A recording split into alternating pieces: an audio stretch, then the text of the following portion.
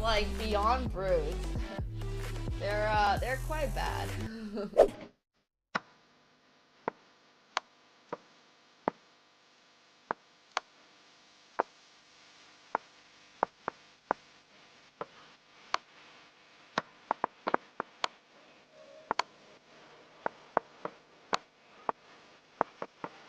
Oh shit, I should play this. Fudge. Wait, I checkmated? Wow, I'm a genius! All planned! Oh, who know who this is? Your girlfriend? Bertosh's girlfriend? Wait, actually, I was fully joking.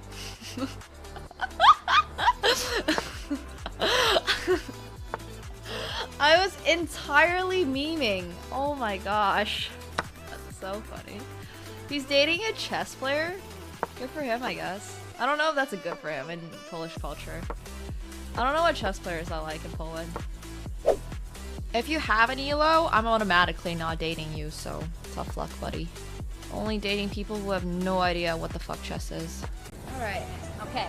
I'm scared, guys. Just a little bit. 3, 2, let's go, Nemo. 1. Oh my god! That was awesome! Yeah. That was so scary! You did it! Okay, thank you. It was calm for like a brief second. Right. It was really brief second. And you got the dragon scratch. Okay, thank you so much. What do you get when you jingle Santa's balls? Jingle balls, obviously. A white Christmas. I don't get it. Okay. Are you implying that Santa's balls are white? No, don't worry about it. Don't worry about it. What if he tans nude at the beach? How do you know? Maybe he's black from the waist down. How do you know what color Santa's balls are? Oh my god. Okay, don't worry about it. Let's go play our London only match. You should never tell me a dirty joke. I don't like, you know, it's 2023. We shouldn't imply what color Santa's balls are. Yeah, okay. That's what we were, yeah. Is that not the joke? I'm might get that 21 one. years old. I want to get the joke. Can you tell me the joke, please? What's a chess player's favorite TV show? What? Pawn Stars. I didn't write these, okay? Oh god. Oh god. How do you make a chessboard laugh? Check. How? Tell it a nightmare joke. Why did the chess player go to jail? It's really bad. It's really, really bad, okay? Yeah, that's why I gave up on guessing it. Because they can't control their pawn addiction.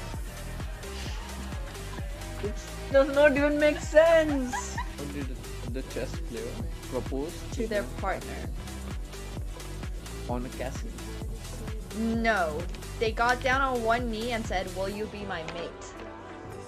Uh-huh. I don't think it would work.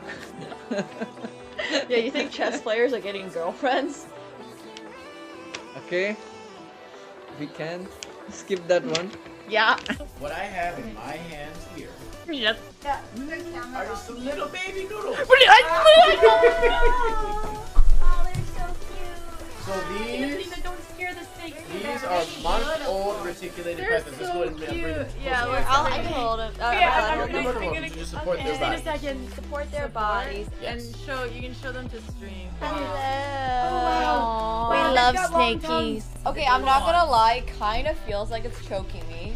Oh, she's not holding it. Okay, this is. She's not That's just her trying body to. weight on That's just. She's just this heavy. That's Okay, good. great.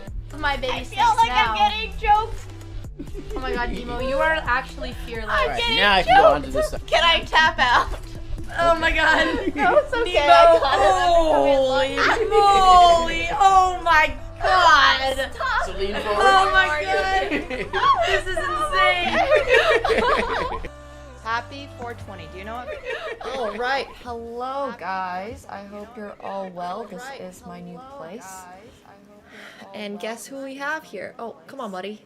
Come say hi. And guess who we have here? Oh, come on, buddy. The cat. Oh, I dropped his treat. Hi, guys. I just moved literally like yesterday. And it's been so hectic. So, oh, my whole stream is delayed echo. So, oops.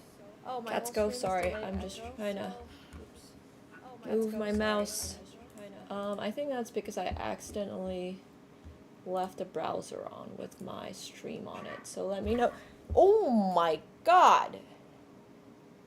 Is it still echoing? Okay, fixed. Awesome. Yeah. He loves these chewy fish things, and I totally didn't have to bait him into this room so he can come say hi to you guys. But as you can tell, I'm literally still in the midst of moving, and it's been extremely, extremely annoying. And also, I'll have you know, Katsko was a menace yesterday. He was absolutely a menace.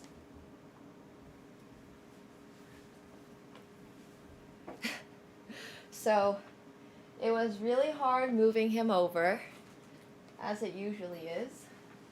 No, it's here. It's here. It's literally right here. Oh my god.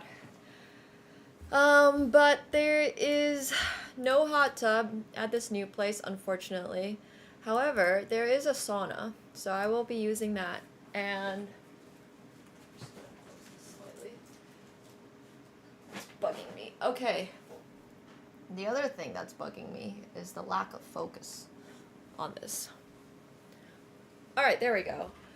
But yeah, it's been extremely, extremely hectic, and this room is actually not that much smaller than my other room, but I don't know if anybody checked out my moving out vlog, actually. I call it a moving out vlog because as a streamer, I don't want to be doxing myself before I move, so I finally did like an apartment tour on Instagram and TikTok if you guys want to check that out.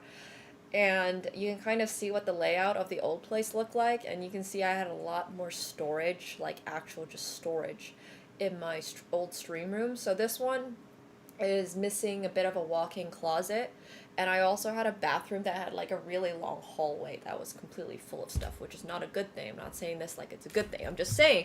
And obviously it's not that the bathroom was designed as a storage space, it was designed as a bathroom with a long hallway. I had the entire like walkway of the bathroom filled with stuff. So my other place had more storage. So right now, as you can tell, we've got everything kind of just here, yeah. But yeah, the other apartment was really nice. So, you guys can, if you have not yet seen the other place, it's oh, the one nice thing about this place is that it's got higher ceilings, and it's not that it's nicer for me; it's nicer for the cat. So at the other place, if he never went on the top part of his cat tree because it was like if he stood up, it basically he hits his head on the roof, so he didn't like that. But here he's been spending a lot of time on the top of his cat tree. So for a little context, this cat tree is humongous. Like this is my shoulder. I think it's almost 2 feet tall. But yeah, it's a huge, huge, huge, huge cat tree. So the top part barely, yeah, he's a bit big for the top part of his cat tree. But he does really love high places, and the other place just didn't have as much as much of a high ceiling. And this place has a much higher ceiling. Unfortunately, the downside is that I don't have an overhead lamp. So I think they took out like the entire middle, they don't have wiring in like the middle chunk of the floor. So I have a higher ceiling, but there's no wiring, so now I gotta install lights. Right now the only light in this room comes from my ring light, my stream light. But yeah, he's still super cute. A lot of things to consider as an adult, and kind of weird actually. Like when you're a streamer, right? You kind of gotta think about like, oh, this is how am I going to set up my entire room? So, yeah, well, I don't know what you call it. Middle chunk. Whatever is the space, that's the space between your floors, like your ceiling, and the next floor's floor. Whatever that is, it's missing. So, yeah, that part of my floor is missing. So there's no like overhead lamp. I didn't even realize there's no overhead lamp until I literally got here last night, like once everything was moved in, and I was trying to set up my room, and there was no light whatsoever, and I was like, Alright, well, I didn't notice when I toured the place. So, I don't think that was gonna be like, I wasn't gonna say like no, because this wasn't gonna work or anything like that. But yeah, actually it was really easy to move my internet over. So that was nice. You're gonna have to wait until I move out of this place for the tour, bro. It's called a moving out tour for a reason. Like, I do actually want to show you guys the reel for my last place because it was an awesome, awesome, awesome place. And I never got to show it when I was there. So when I move out, I'm going to show you guys what this place looked like once everything is moved out, which is a lot of fun. No need to install lights. Well, I need to install the back of my stream room. There are just so many things in the way. So it was kind of difficult. Hey, Ballsy Eagle, thanks so much for the Prime. Welcome back to your 45th month. I appreciate that. Thank you. Moving out review could be my thing. Well, I will let you know. It was very hard to move out. I did not make it easier for myself or the movers, unfortunately. I kind of well, it was just tough with the moving elevator schedule. Everything was super behind on schedule. And then I had to fight to get the moving elevator again, because there were other people moving out on the same day, and then it was just all kinds of pain. So yeah, I didn't do a very good job on that, but like, I still have a couple wine bottles at the other place, but it's okay. So it took me 12 hours basically, and then I had to clean some stuff today, which was fine. And then Mick's gonna come over to pick up. I have a second chair that I never built because Razer, I don't actually know why, but the Razer sent me 2 chairs. And I have a second chair, so I'm getting my friend Mick to just pick it up for me later tonight, which is great. So, yay! Everybody gets a new, he gets a new chair. I don't have to physically move a very heavy chair. Moving is such a nightmare, and I've moved so many times in my life. It's kind of crazy that I'm not better at it. I hired movers to do the actual physical work, obviously, but like, we were just so, and they actually offer like packaging services. They're like, we can package your glasses and stuff for you, but we just had no time for any of it. So I didn't throw out a lot of stuff, unfortunately. I needed to probably throw out more stuff, but I hate throwing out stuff. I had to throw out so much stuff when I was a kid because everything, like, we didn't really have we didn't have a permanent place as a kid, so I basically lived out a suitcase for like the first 18 years of my life. And also when I was in college, I also lived out a suitcase, so I guess for the first 21 years of my life. And then at 22, I was able to afford like movers and able to afford people to actually move all my stuff. So I'm kind of like sentimental in that way, that I don't like throwing out stuff. But yeah, I remember having to give up all my stuff and put it in like a second, what do they call, like secondhand shops, and I was so sad about it. But anyways, now I'm super sentimental. Now I'm like, I hoard. I have all my plushies, unless I donate things. I have, obviously, there's more stuff now because I also have my little cat. But the Lego made it. I need to find it. I couldn't find my keyboard. So I have some keyboard that's missing a mouse. Yeah, it is cheaper to throw and buy new, but I think it's the sentimental value, yeah. No, I got movers. I used to bribe my friends with like Indian food and stuff like that, and I would just like order everybody sushi takeout or Indian food. Actually, it was kind of funny. I was super nostalgic last night, and I got the very first meal here. I got roti and samosa chaat and like mango lassi. I was like, oh my gosh, this is. I was like, yeah, exactly. All my friends are from India. Well, I have a lot of friends from that region of the world, but when I used to live in college, most of my friends were from India. So we ate a lot of Indian food together. And that was always kind of like the memory I would have of like moving places. And also if I helped them move, they would also do the same. They would like order saag paneer. Well, one of them is actually vegetarian. 2 of them were vegetarian. Anyways, but that was a lot of fun. Also, friends are shit at carrying things. I mean, it's so funny when you're carrying things like, no, go left, and you're like, go the other left. No, with movers it's a lot better.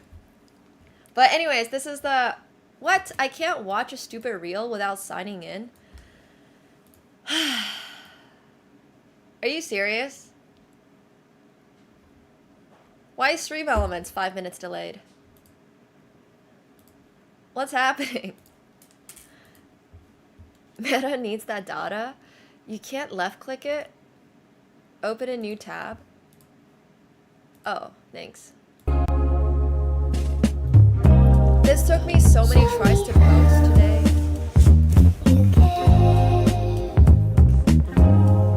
It's so loud. One sec. It was also snowing earlier today, but this was my stream room. It was literally the first time I had seen the view from my stream room, because the moment I got into the apartment, I was like, this is going to be my stream room. So I just had the curtains closed, and this, I will never see the view out of this. I will have no idea what this view looks like until I move out. Thanks, Sipster. Slipster. So yeah, you can see how long this hallway was. This was absolutely packed with stuff.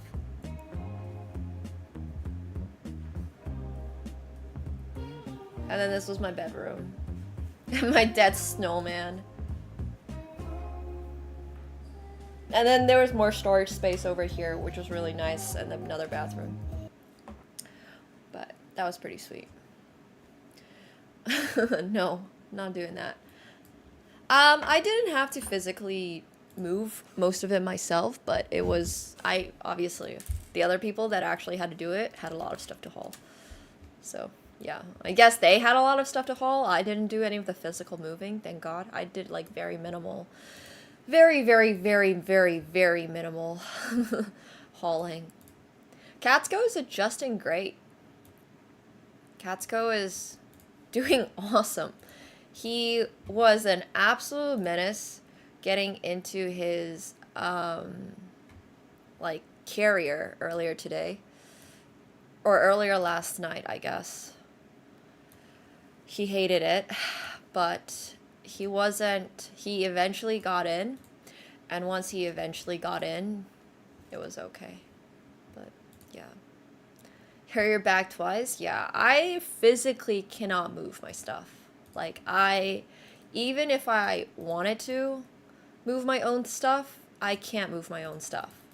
Like, I just cannot lift some of the things, even if I use all my leg strength, but I very thankfully did not have to do too much physical labor. So yeah, he's chilling. He knew what was up. He was actually, he's pretty well adjusted, I would say, for a cat, but he's very much a complainer. He's like, no, I don't want to go. I don't want to go. This sucks. Let me out. I'm not getting in this. Anytime I try to move him. And then whenever he gets there, he's like, oh, hi, Mom. Snacks? And he's just so whiny. He's so insanely whiny. He'll whine the whole way. He'll like play dead on the floor and refuse to budge, and he'll literally just have his arms like sticking out and be like, no, I'm not moving. And then he'll get there, and then he'll just be like, oh, what's this? And he'll go around sniffing everything, and then he gets settled back on the bed, and he like goes up on his cat tree, and he's just such a complainer. He just loves to complain. He really basically is. He's basically just a child. He's so sassy. He knows exactly what's happening. Well, actually, I have no idea if he knows what's happening. I don't actually know if he knows he's moving. But he is so fine the moment he gets to the place. It's really just like, he just wants to complain about it the entire way through. So like Trump, yeah.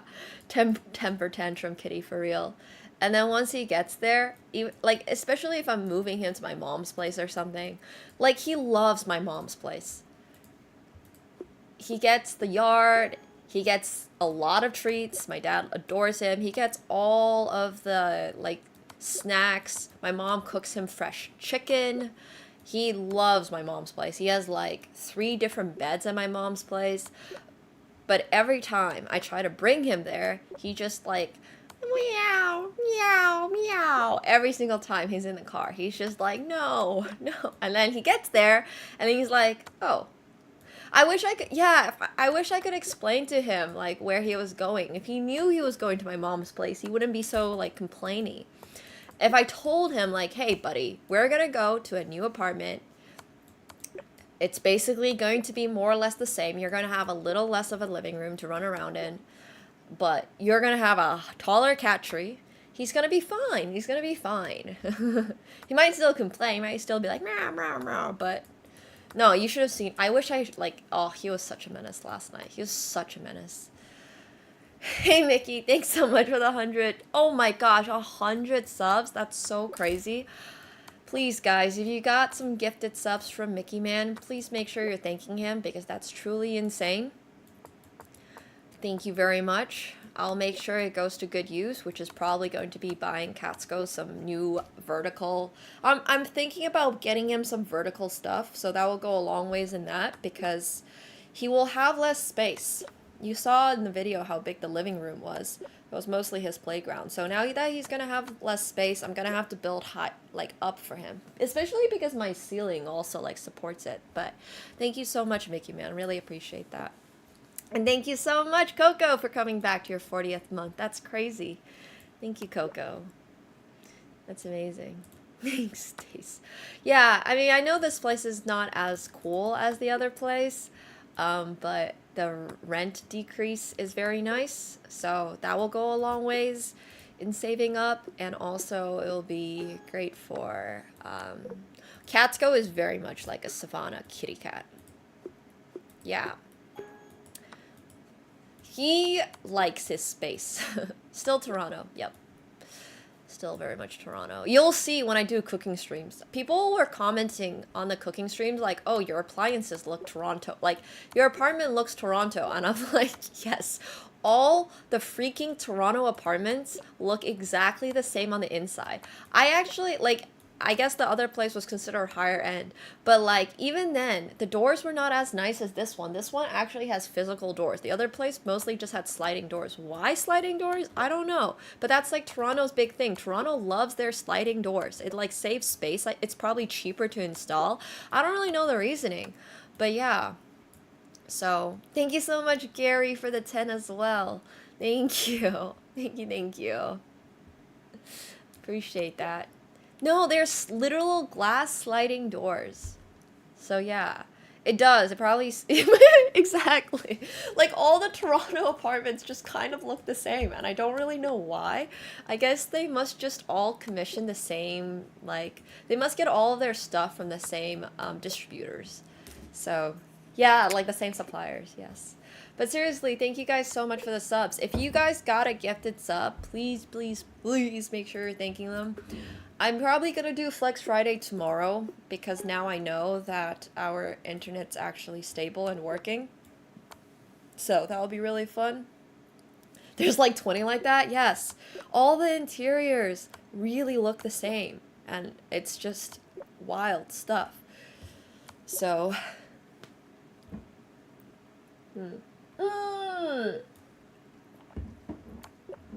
Thank you so much, Lion, for the 25 as well.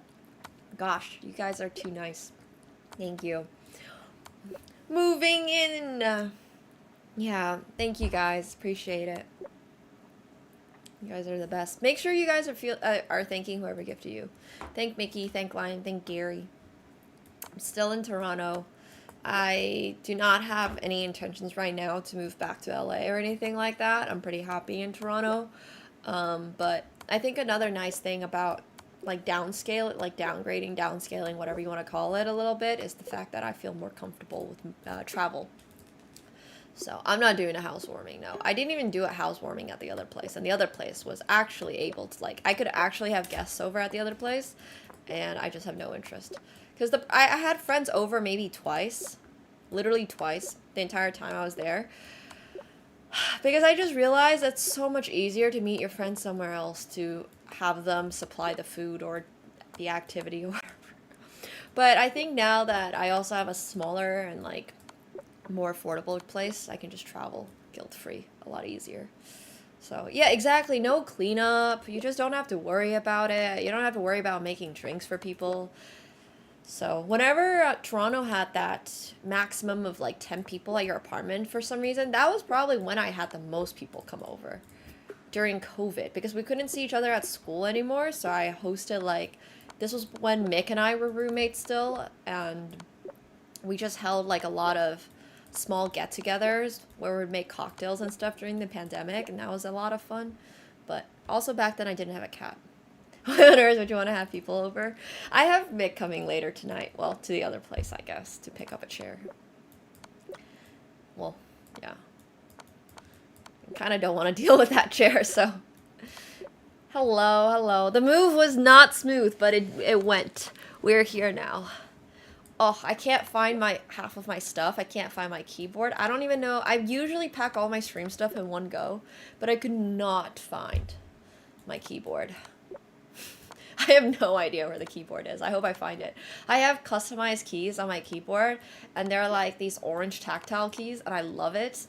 And I've had that keyboard for so freaking long. It does a little clicky clack sound, and I just cannot find it, and I'm so sad. But that's okay. It's definitely somewhere in a box, yeah. Giga Chair! I usually label all my boxes, but I think the movers might have just thrown the keyboard somewhere. Like, they probably just tossed it in a box, and I'm not sure. But I have all the other stuff. I had my camera individually packed. Yeah, I just have no idea where the keyboard went. I mean, it couldn't have possibly gotten lost, so it was definitely not worth anybody yoinking. It's like a very dirty keyboard. I just like it. But anyways, it's okay. It has to be somewhere here. I have a lot more stuff to go through, as you guys can tell. And then, yeah, I'll redesign the stream room. We'll have the half-built Millennium Falcon in the background. We'll hopefully one day get the big, huge Millennium Falcon. So that'll be fun. But I have to put up the streamlights. I gotta,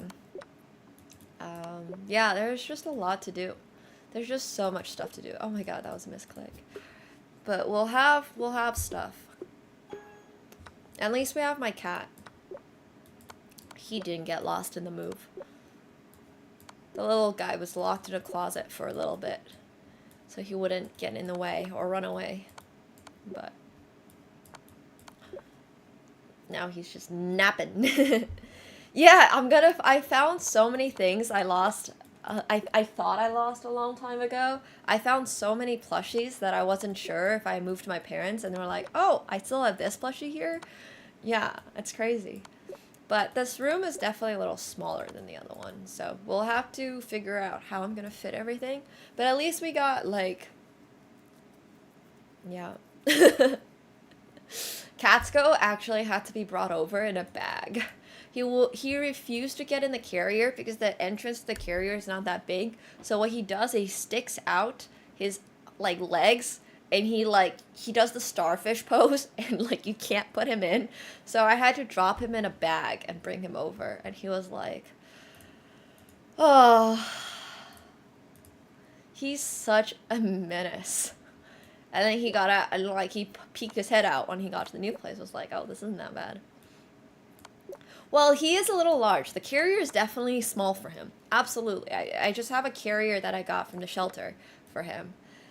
Yeah, I wanted to put him in the laundry bin, but I didn't have a laundry bin anymore, so cats being cats. Yeah, I literally like hauled him up and dropped him in the bag. It was like a really big one, and then zipped it and was like, all right, buddy, you're stuck in here until... Yeah, exactly. You gotta put him in you gotta burrito him. It's not that much of a downsize, but it's definitely a downsize. The living room, I think, is the biggest downsize. The living room and my bathroom is, like, a little smaller. So it's mostly a downsize for the cat. Unfortunately. For Katsko. Yeah, exactly. He's like Schrodinger's cat. Katsko's the one that's gonna have less space. He used to have a whole corner in the living room. Actually, I mean, the whole living room was his. He has, like, I call it kitchen's corner. It has his litter box, it has his food pile, and now I'm, like, and he has, like, this giant box that I use for his like, house. He loves his giant box, but it's really just a litter box's box. So, anyways, the litter box is huge. It's one of those automatic revolving ones, and that one I haven't figured out a place for yet. because it churns out a lot of dust when it spins, and there's not enough really room for it to just sit in the living room, so I'm not sure where it's gonna go, but I'll figure it out. Yeah, but Catsko has downsized. Mostly. Yeah, he doesn't pay rent anyways. Exactly. No, he doesn't pay rent, so... Man, he's so high up there, and I'm probably gonna build more stuff for him up there. He pays in cuteness. Yes, it's true. He's great. He's fantastic. Everyone likes the kitty cat. Yeah, he probably just doesn't like the stream light. He really just isn't a fan, I think, of like how bright the room is when I stream, which is why last year, or like this past year, he slowly started spending less time with us. But he just goes and curls up. He likes to go and curl up somewhere. So we'll see how long he stays in this. But I think I'm gonna build like things for him to climb on. I saw some streamers have this type of stuff, but my cat's pretty fucking large. So anytime my mom suggests like, hey, do you think we should get this for the cat? And I look at it, I'm like, she wanted to buy him, you know those type of like the window ones where you can just, it's like a suction cup. Like it's a suction cup going on the window and it hangs down. And I'm like, nah, he's gonna sit on that and then it'll like go plop. So he's a large boy. So I'm gonna have to figure out something else. I'm gonna have to figure it out. I'm not sure. Yeah, that's the problem. Like if you get one of those and it doesn't stick, and on top of it your cat's kind of big, I don't think it's going to be a worthwhile purchase. And then I also have this freaking cat bag thing with like a little like circle on it that he absolutely does not fit in. So I have a bunch of his stuff that I need to go donate. But they won't fill the window well. Yeah, it's true. But it's all good. It's all good. He's a happy boy. For the most part. Until he gets moved. Unless he gets picked up. He's a happy boy. Oh, that would be so fun. I would love to do a cat outdoor area. Yeah, that would be fun. But I don't know, it'll be hard. Oh my gosh, what the hell? Alex from Galax. Thank you so much. That's insane. Thank you so much for another 100 subs, chat. Whoa. Guys, please, please, please make sure you're thanking them. This is absolutely crazy. Thank you guys for the housewarming. I'm not even throwing a housewarming party. That's insane. Thank you. Appreciate it a lot.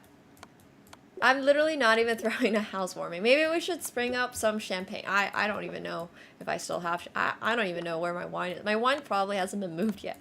But we should have a toast or something tomorrow. That's what people do, right? They like open a new bottle. They open a bottle of champagne. Or is that only for cruise ships? What's that trend where they like they smash like a bottle or like against the hull of a ship? Is that for when you get like when a boat takes off or something? Anyways, for some reason I've seen that. A cruise ship, apartment. So yeah, you like break a bottle. Okay, someone knows what it is. You break a bottle on a ship when it's launched. Do people do that for apartments? Is that a thing? No, but seriously, thank you. Oh, christening of ships. Ah. Okay, got it. Ah, so you baptize your ship. Understood. Oh, interesting, interesting. I mean, we can do that for our apartment. This is Catsko's second apartment already. This is literally his second place. He's gonna have a third one next year. Which is gonna be crazy. He's gonna have moved so much. But oh, he's so cute.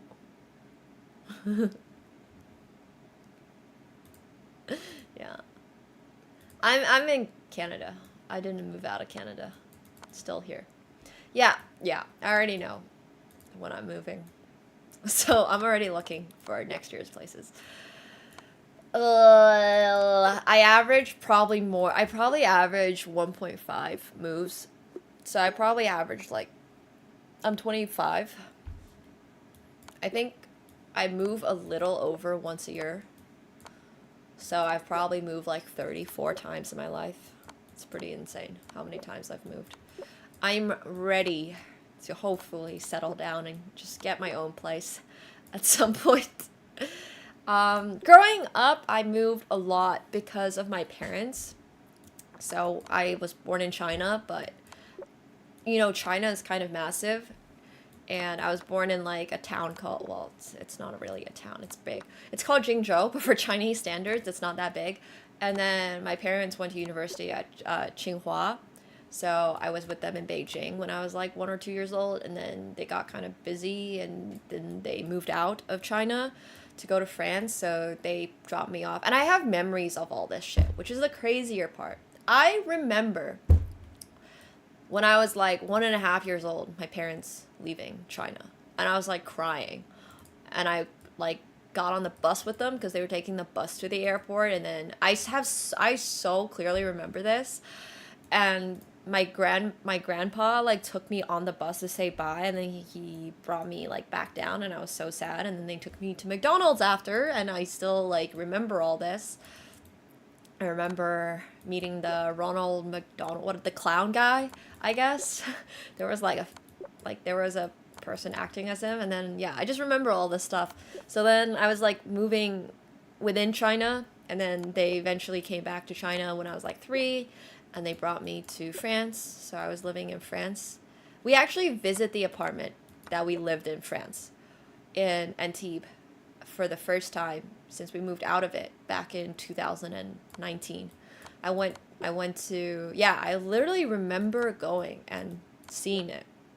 And it was like a little 3-story, very like southern France apartment-ish type.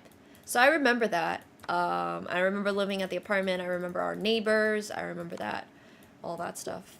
But I probably have pictures of me playing Can when I was like 5 or something. Probably younger, 4. And then, sorry, that was my like 3rd move, I guess, technically. I don't really know if you want to count moves from before I was 2 as a move, but that's already my 3rd move, going to France. And then we moved to Finland when I was 4. And we moved so many places in Finland, in Oulu, specifically Oulu. So they were working at the university, so university had like housing and stuff. But then I don't remember exactly how it works, but you would basically swap it every year. So we basically moved a little over once a year. And then we also tried buying a house, and then that was like not a good house. It was like a rivitalo, which is a town, like a rivitalo literally means, yeah, I think it's like a townhome. I think the literal translation of it would be townhome. So we bought that. It was a complete disaster. They lost a lot of money on it, and we never owned a house until like literally I think 2022, maybe 2021 was like the first time. So yeah, moving was so stressful, but that one like was a bit of a bummer, I think. I think their first house owning experience was just so disastrous. And I just remember all the things about it. So it was just a complete disaster of a place. Anyways, it's fine. It's fine. But now they have a house, which is nice. And I get to drop off the cat there sometimes. And all my stuff I can store at their place, which is great. But that's been awesome. So thanks, Initiative. Thank you. I would definitely say moving is stressful. Not great. Absolutely not great.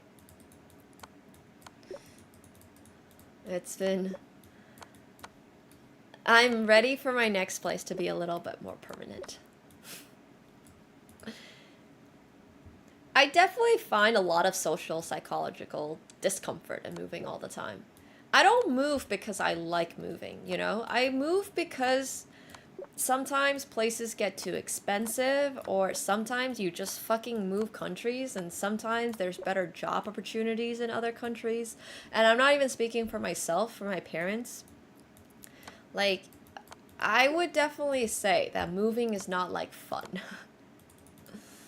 It's much more of a, oh, this is sort of something that we think that, yeah, like it's necessary more than anything else. It was bad management at some places. It was, like, the house that my parents bought was completely dysfunctional. It was insanely loud. It was, like, next to the generator, and it, like, yeah, it was just really sad. Anyways, a lot of issues. A lot of issues.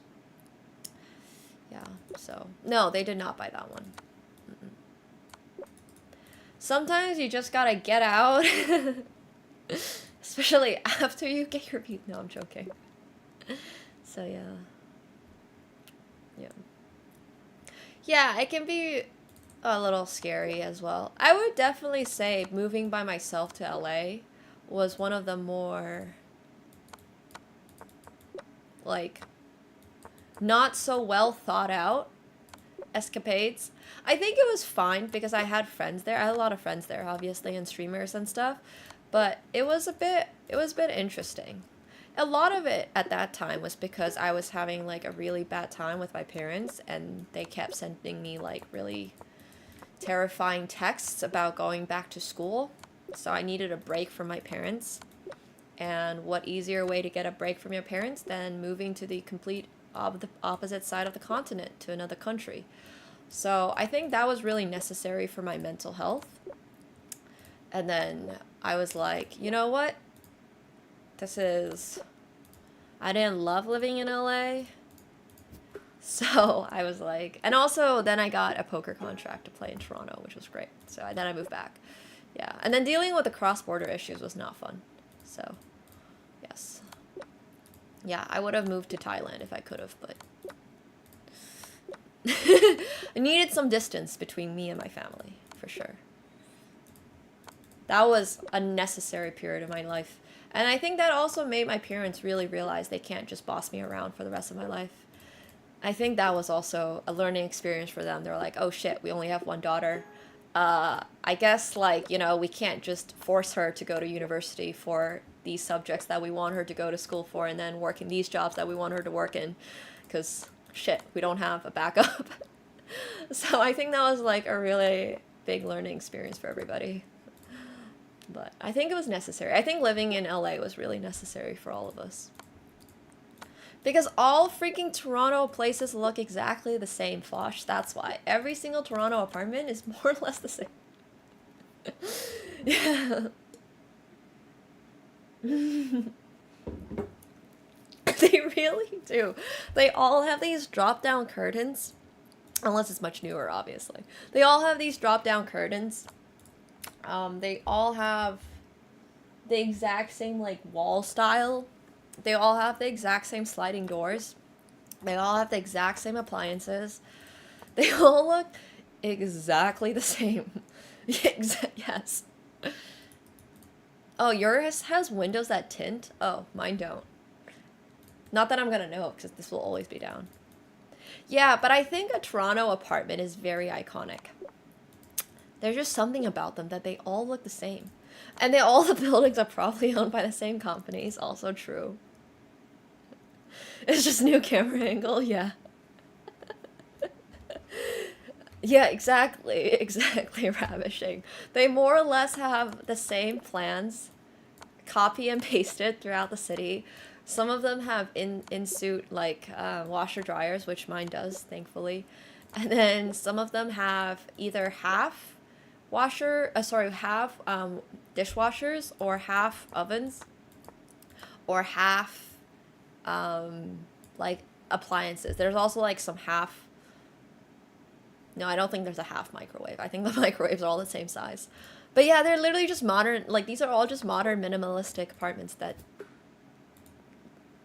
can't be that expensive to build, right? Well, you'd be surprised. So you know how, like, a normal dishwasher is, like, maybe this wide? Well, let's say it's about this wide, yeah? you can get a dishwasher in Toronto in some apartments that are this wide. And it's like just it's literally the exact same, but they cut it in half. And it's very funny. It doesn't hold much. So single people, yeah. There's literally options to get a there's like half-size fridges as well. Yeah, there's just so much random stuff.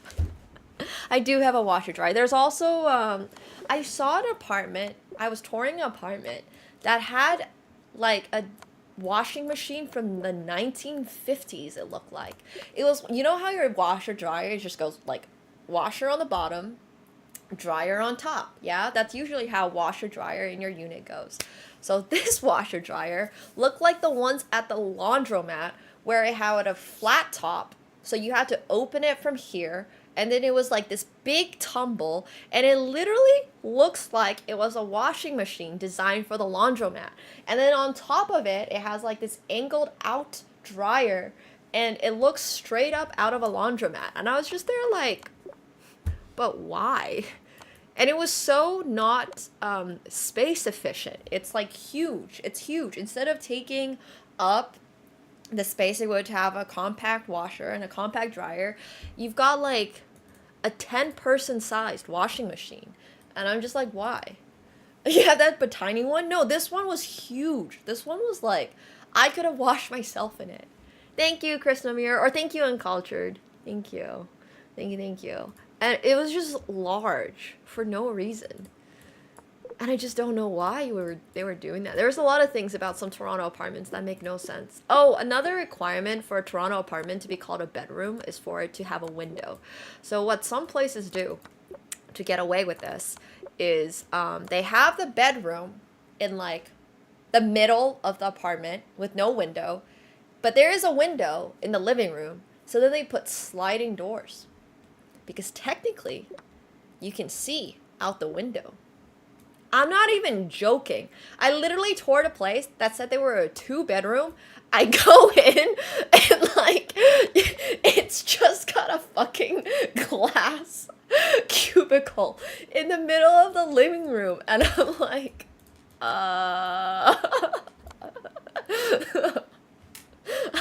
you just rented one such apartment. I'm sorry. I just find it very, very funny. Here, I'll pull up the style. Oh my god. It's a building called the Jazz. I actually know exactly this building. So Mick and I toured this, I believe. Or maybe it wasn't called the Jazz. I thought it was. But yeah, like they call them 1-bedrooms plus dens or something, and then it's just such a disaster. It's just such a disaster. Wait, let's see. Yeah. I mean, it's not that bad, obviously, if like you're fine having that style of a room, but it's a bit weird. Oh my gosh. Sorry. This actually reminds me. Mick and my first place had this exact layout. We had exactly that layout. It was a living room, and I had my bedroom with a sliding door to the living room, and his room was all the way at the back of the living room with a sliding window. That was exactly the layout. That's so funny. This was literally my first apartment in Toronto. And like, it's not a fucking bedroom. I don't know. It's just not a bedroom. It's like depressing. I know, I'm looking it up. I'm looking for a floor plan. To see if I could show you guys what it looks like. Yeah, it's very dungeon-y. No, I don't think they have floor plans. Yeah, they don't have a floor plan. But that's basically the exact... I mean, it's legal. It's legal because technically technically you can see out, but that's the regulation in Toronto. I found out is that for it to be considered a bedroom, it has to have a view of the outside. Otherwise, it is not legally a bedroom. You cannot sell, you cannot advertise it as such. So it's just funny when I go to tour 2-bedroom places or something like that, right? It's the bedroom is like just a glass cubicle. Yeah. That's the technicality. The technicality is that it requires a window. Yeah. I mean, if you have a 1-bedroom, that makes a lot more sense that you just have whatever window. But if it's a 2-bedroom, then it's like, that's a bit weird. So.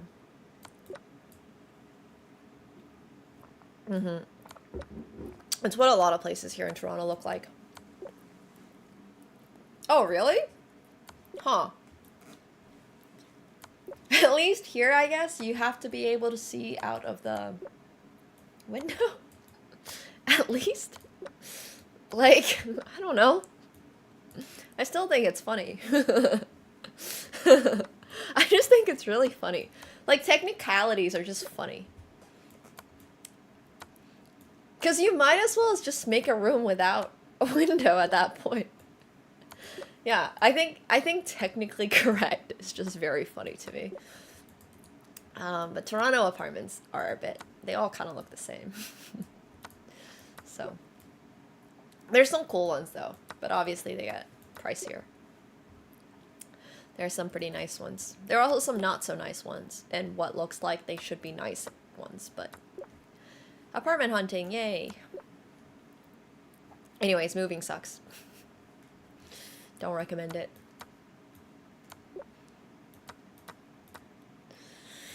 But it will make do. It will make do.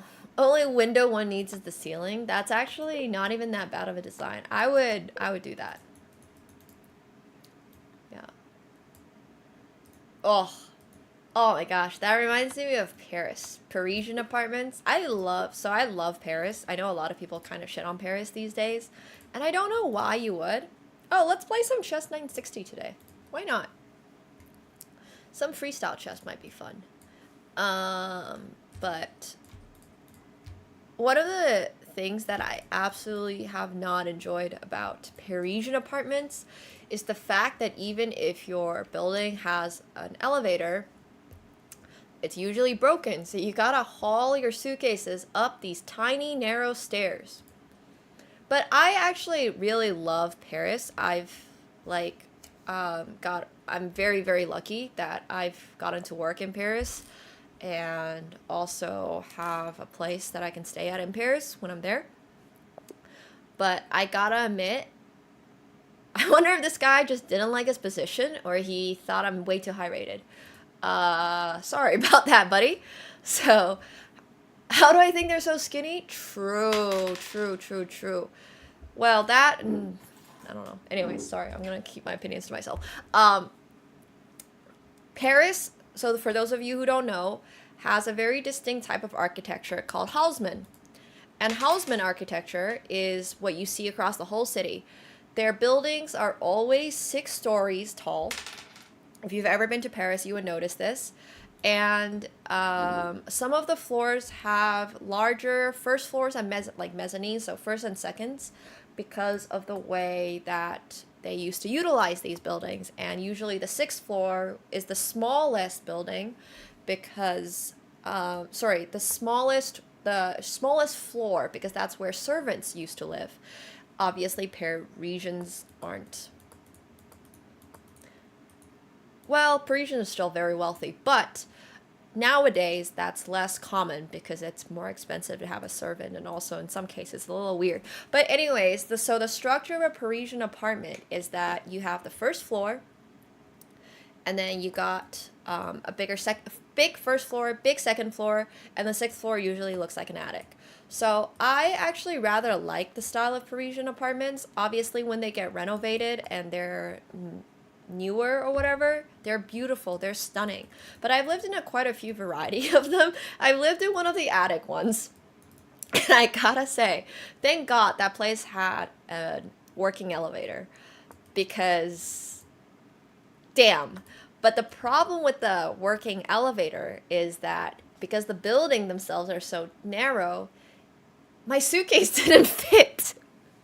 So I still had to haul my suitcase up 6 floors by myself because there was no way for me to put my suitcase in it and have it go up because the door wouldn't close. So I was like, fuck. But anyways, yeah, that's a fun Parisian thing. And then recently I stayed in a Parisian apartment and it was really, really nice. It was actually huge by Parisian standards. And then the elevator wasn't working. But at least this time I was on the 4th floor, so it wasn't that bad. It wasn't too bad. But yeah, anyway, still. And for those of you who are asking for Parisian recommendations, Paris recommendations, I don't know if you like art, but first of all, the Louvre has a new haute couture collection. So some really cool, like, high fashion pieces from the ages.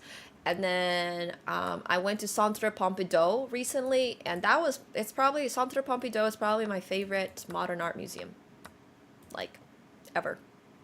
So I would highly recommend the Louvre, just because it is the Louvre, and also because there's a really cool collection there. And then I would also recommend Centre Pompidou. And then my favorite art piece in Paris is actually probably at La Orangerie, which is an art museum at the foot of the... Gosh, what are the gardens called? There's a very specific name for these gardens. It's the gardens on the Louvre. Like the Louvre, there's the gardens, and then at the end of the gardens is this place called La Orangerie, and it's got Claude Monet's water lilies as originally intended, which is amazing. It's like an immersive piece in a room, in an oval room, and you have to go. And I love Impressionist art, so you should really, really check that out if you like that. But I love art, so I don't know, not everybody likes art, and that's okay. Yeah, La Orangerie. I love Pompidou, though. The first time I've been inside to see the pieces. I've been to Pompidou before, just to, like, see Pompidou, but I've never been inside to see the art. But that was what I did on my last trip to Paris a few months ago. It was really, really cool. Loved it. Amazing. A good fight! Are you fighting? Good luck on your fight? Or good luck on your bet on a fight? See you, Gerbs. Take care. Hilarious, Slim Cat. Thanks, Fresh Prince. I don't know if it's a congrats, but it's a worthwhile move. We'll be saving some dollars, and then hopefully we'll be able to travel more and show you guys more cool places. More IRL streams is the goal for this year. Yeah, but it's cool. I love all the temporary exhibitions, not just Centre Pompidou, but also, like, I didn't get to go to Bourse, the Commerce, or whatever the gallery in Bourse is, but yeah. It's honestly, Paris is fun. I love art. So I think for me, Paris is not overrated at all. But I can definitely see why some people say Paris is overrated. It is quite expensive at a time when a lot of stuff can be cheaper, can be found for cheaper. But I think it's, like, still got some of the best bakeries in the world. I think it's still got some of the best food in the world. Obviously, I think Tokyo... I would not tell someone to visit Paris over Tokyo. I think right now, for myself, I've been loving Asia. And anytime I think about traveling, and I think about traveling somewhere, I'm just like, I want to go to Vietnam, I want to go to Thailand, I want to go to Singapore, I want to go to China, I want to go to Japan, I want to go to Korea, you know, I want to go to Laos, I want to go to Cambodia. There are just so many places in Asia that I really want to travel to. I want to go to Malaysia. Yeah, it's just so hard now. I think, well, I've spent a lot of time in Paris at this point, so maybe for me, the novelty, I think Paris is still amazing for fashion and food and culture and all this stuff, obviously, But I feel like I've seen a lot of it, and I really want to spend a little more time perhaps in Asia coming up. So I really want to go to Vietnam. Vietnam and Thailand are probably really high on my list. So yeah. I got so many airline miles. It was great. It's great. Tokyo is a beautiful... I would love to go to Tokyo. Again, I'm probably gonna go to Tokyo again soon. Nice, Lila. Thanks so much for the Prime too. Welcome back to your 9th month. Thank you, thank you. Appreciate that. Wait, is Uncultured here? I don't see him yet. I had a question for Uncultured. I mean, I think I love Vietnamese food, and also Vietnam has some of the best up-and-coming fashion designers. I follow the Vietnamese fashion scene very closely. I love fashion, so one of the things that I always check out is their fashion and music designers, and I want to shop there in person. I literally follow so many accounts that are just like, oh, if you ever go to this town, you should check out this store. And I'm just like, all right. I just bookmark them all. So yeah.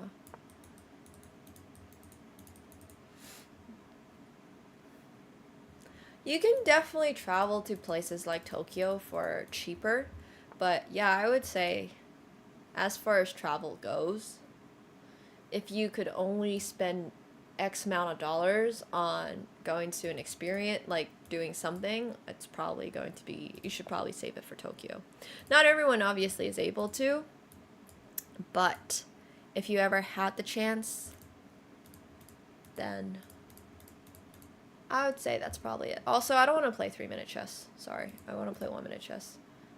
I apologize. So, I don't think anyone's going to play chess 960. We'll just play regular 1 minute. I realized that even if it's chess 960, I don't have enough patience for it. I need my games to be a lot faster. My mother tongue's Chinese. I speak Mandarin with my parents. I've never been to Romania, but I've been really close. I've been to places like Georgia. I've been to Azerbaijan. I've been to... I've even visited like Belarus really briefly. So, yeah, but never Romania. I've been to Hungary. A lot, actually, a lot. Been to Poland. Oh, I've been to Serbia. I do love Georgian food. Georgian food is so good. Hachaporis are delicious. Hachaporis are great. So yeah. I think hachapuri is actually one of the key things. Also, Georgia is beautiful, has a beautiful ecosystem. It looks beautiful. I've always wanted to stay in Georgia at like a little mountain resort or something. No, I've been to Latvia really briefly, but never for very long, which is really strange actually, because I grew up in Finland. So you would think that someone who grows up in Finland would like travel around, but I actually didn't. I mostly traveled around like, if it wasn't Scandinavia, I mostly just went down to, like, France. I think I spent a lot of time of my life in France. I just went to France. I just love France. I love French culture. I love the art there. I just love so many things about France. And it's also where I like first moved to when I moved out of China. I don't know why my parents didn't just fucking stay there. But okay, sorry, anyways. If I was my mom, my biggest regret in life would be moving out of Antibes. No, I'm joking. No, but seriously, when we moved from Antibes to like Oulu, northern Finland, I was just like, but why? But like literally why? We moved from one of the countries with like the best climate. It's got food, it's got wine, and then we're just like, hello darkness. It's like, but why? But obviously, I mean, I like living in Finland. I wouldn't say I loved living in Finland, but I definitely enjoyed it. Yeah, I do speak Finnish. I learned Finnish around the same time I was learning like English and stuff, so all my languages kind of get muddled. When I get tired, it's so hard to converse. Happiest country in the world on a paper, you know? But if you actually ask anybody from Finland, I don't know. They'll tell you that on paper the country is great. And I agree with them. On paper the country is great. The only downside of Finland is that it's fucking cold. And we all know that living in cold, dark places probably makes you a little depressed. Mä osaan puhua suomea, mutta täällä me puhumme englantia. Kiitos. Yo, thank you so much, Eric, for the raid. I appreciate that. Thank you, thank you, thank you. Welcome, guys. Also, assuming that someone would lie about speaking Finnish is one of the weirdest things to assume about someone, because, like, why the fuck would I lie about speaking Finnish? No offense. Like, why wouldn't I lie about speaking Japanese or, like, Spanish? Who's ever been like, oh, you know what's really gonna impress this girl today? How about I pull out some Finnish? Oh, yeah, I'm sure that's gonna get her. She's gonna be so impressed when I speak these random words that nobody else understands and I sound like an elf. Oh, yes, I bet she thinks this is so hot. Why the fuck would I lie about speaking Finnish? No, but seriously. I just don't know. That's gotta be like... Speaking Finnish doesn't even sound that good. The language doesn't even sound that good.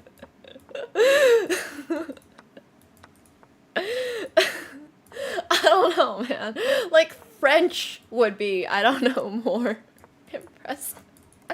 But that being said, I think it's an interesting language, so.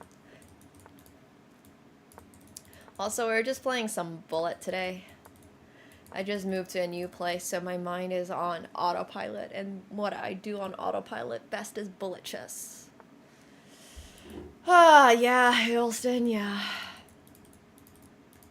You know what's another, actually what is a good reason to say you speak Finnish and not something else? Because nobody would be able to tell you otherwise. What are the chances that if you told a girl that you speak Finnish, she would be like, alright, prove it. And you'd like say, moi, mä osaan puhua suomea. And she'd be like, oh, you actually speak Finnish. Or like, oh no, that was not right. Like, I guess that would be a good reason to say, you speak Finnish if you wanted to impress someone. I just think it would be really funny.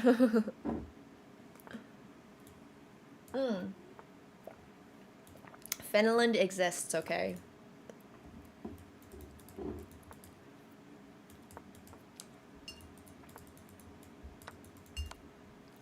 Yeah, that's what I was saying. It's fine. That's why I always say Finnish people are happy on paper. Because, like, yeah, it's a good life. And you don't have to worry about too much. But the downside of living in a very fucking cold, wintry place that's winter for, like, 9 months of the year. And your summer peak temperature is, like, 17 degrees Celsius. That can make you a little sad in life. You know, that can make you a little sad. So, I definitely think it's interesting when Finland always gets placed very high on the world happiness scale. Because, yes, you have free public education. You have free healthcare. You have amazing government support. You will never be homeless. You will always have food. And you'll always be able to, you know, afford having a family. Stuff like that. But your average temperature in summer is like 17 degrees.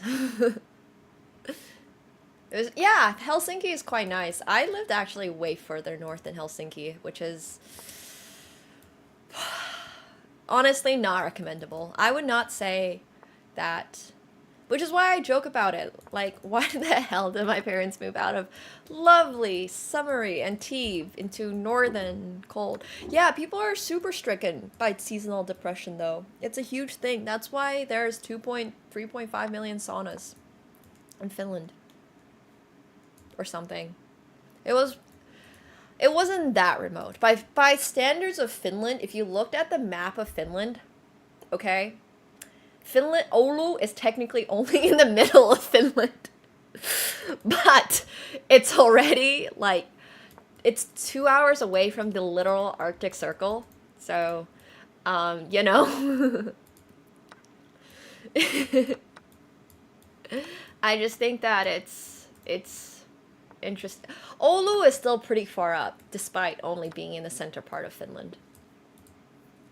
Yeah, exactly, Yalza. Yeah. I mean, once again, when you live somewhere like that, you just gotta take everything in stride. I would definitely say living in Finland shaped me as a person. It's very funny growing up in a place that, first of all, also, like, has no correlation with my, like, ethnic heritage, you know? There's plenty of Korean people that, for example, move to China, or plenty of Chinese people that move to Japan or Korea, or, like, there's, like, this ethnicity thing that you can kind of see, and, like, it's not like Japanese and Korean culture is 10,000 miles apart, whereas, like, Finnish and Chinese culture is definitely, like, 10,000 miles apart. I just think that's very interesting. So... hello, welcome if you're coming from YouTube. Yeah. What kind of job? Well, I moved around a lot for my parents' job, but they moved to Oulu because my dad was doing a PhD on information technology, so he was working at Sophia Antipoli in Antibes, and then I think he just got like a job offer / also wanted to do a PhD in infotech, and this was when companies like Nokia and stuff were super blowing up, and it was really great for him to get into that space. But he wasn't working for Nokia, no, he was working on peripheral stuff that was in that space. But they just worked, my dad was just in that, and then obviously my mom went with him. So, what the cloud actually is, yeah. I remember looking through his research papers as a kid, and like helping him on Microsoft Word with making like the little boxes showing like, oh, your data goes from your computer to the cloud, and then it goes from your data from the computer goes to like the service center, and then it gets transferred. I remember making all these little like boxes and stuff on Microsoft for him. On Word for him. I don't even know if anybody uses Word. Do people still use Word? Is that a thing? Or are we just all like Google Doc stuff? I don't even know if anyone uses Word. I remember having to pay for Word, which I did not do, trust me. But I remember, like, being appalled at the price for Word. As somebody who is not, like, if you're not part of a school or something like that, it's just so expensive. I was crazy. And I was like, why? I remember it was for free when I was at school, obviously, like, as a kid, but... you can get Office for $13 on G2A. Well, there you go, guys. Another reason to check out G2A. If you check out G2A, you can get Office Word for not $189 for the subscription. Just get it for $13. That's actually really helpful to know. Thank you. I literally stopped using Word because it was so darn expensive. And I was like, I don't want to pay $189 for this subscription. Yeah. But seriously, check out G2A. Thank you. And also use my code while you're at it. Thank you. But literally when I like dropped out of university, I was like, all right, well, I guess there goes my affiliation with using Word. So then I stopped using Google Docs, which is definitely not as, like, what's the word for it? It's definitely not as, you can't do as many things, basically. Yeah, you just can't do as many things, but being able to buy it once would be, like, really sweet. So check out G2A! It's, yeah, not as versatile. It's not as feature-packed. Oh, do you guys remember Clippy? I miss Clippy.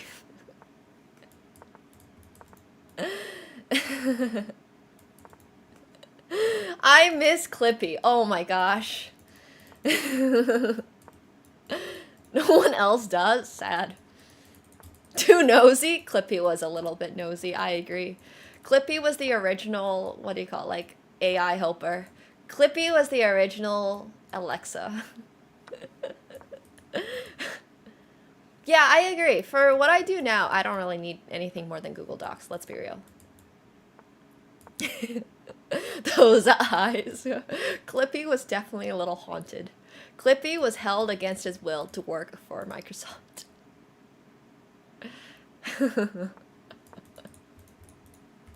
There's no Clippy in Brazil. That's so funny. But at university, I was doing a double major in econ and math with a stats minor. So basically a lot of math. It's a long story short, with a little bit of coding, but a lot of math.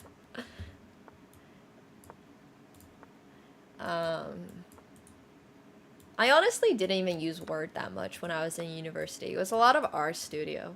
Used a lot of RStudio. And everybody would always use stuff like RStudio to write their freaking essays because they wanted to use LaTeX. And I was just there like, all right, guys, I'm going to go do this in Google Docs. Have fun. Enjoy. I'm good. I do not want to deal with this. But everybody was like so hardcore about their freaking essays. And they would style everything on their like, I was just like, but why? Why? Literally, why? Oh, I use the equation editor in Word all the time for my essays so we had to use math equations in our essays, basically, is what you guys might be getting from this, which is why people use LaTeX, because it looks a lot prettier when you use LaTeX to write your equations, right? But I was just there like, I'm not dealing with this. I'm just gonna use the equation editor on Word. But I remember all my friends would use LaTeX, and I was like, you know what? This is fine. You did that with Google Docs? Okay, I'm glad that I'm not the only person who did a STEM degree who refused to use LaTeX for their documents. Because I was just like, this is absurd. This is actually absurd. LaTeX is pretty. It's really pretty. It makes your essays look beautiful. It makes your equations look all clean. Everything matches. Everything is like the same font. You don't have like a random stray A in your equation or something like that. Yeah, I absolutely agree. But like, it was honestly so difficult for me to learn.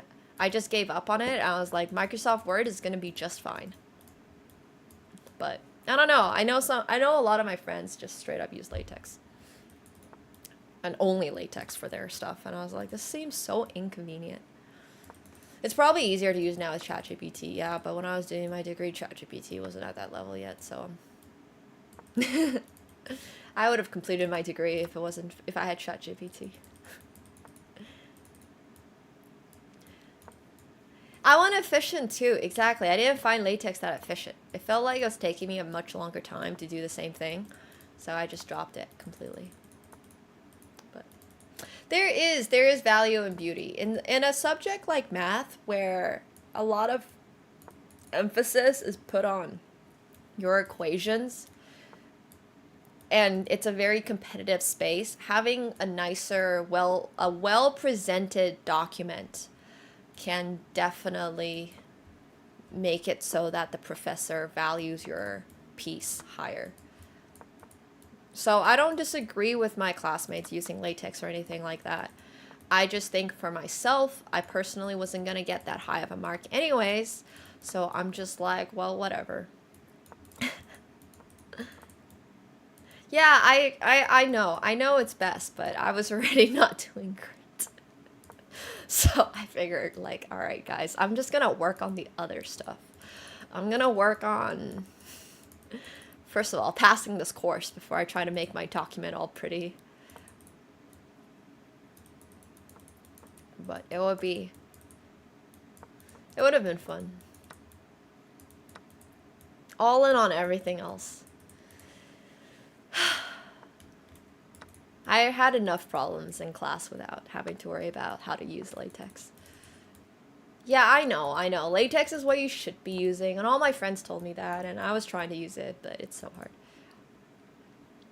Just no thank you. Just not interested. I'm really not interested. I also think that, I mean, my degrees were not useful anyways, because I dropped out. But that's okay. Only art. Never use MATLAB. LaTeX is this thing. Well, it's a typesetting system, but you can use it on, like, for example, Overleaf. I'm pretty sure you can just write it on other things too. It doesn't even need to be like straight up. Let's see. How do I just... It's basically like use Overleaf. I don't know what the exact code behind it is. I really have no idea.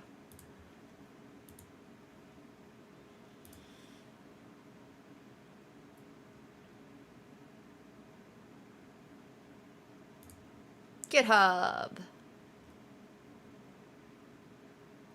Okay, so the mathematics support is probably one of the best features of LaTeX. Semi-Linus, yeah. I mean, I use Word, okay?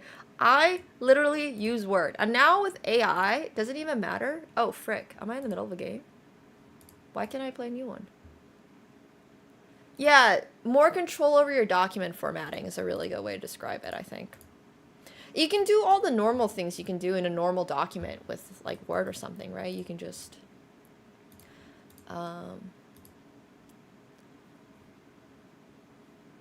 You can still type. It's not like you're coding your words. You can still just regularly type, but it just formats your document a lot prettier. You can also plot entire diagrams, yeah. Oh, really? That's so cool, Amard. Oh, I would have done so much better in school if I had AI. I think chess.com is having a little moment. Simple markdown. Well...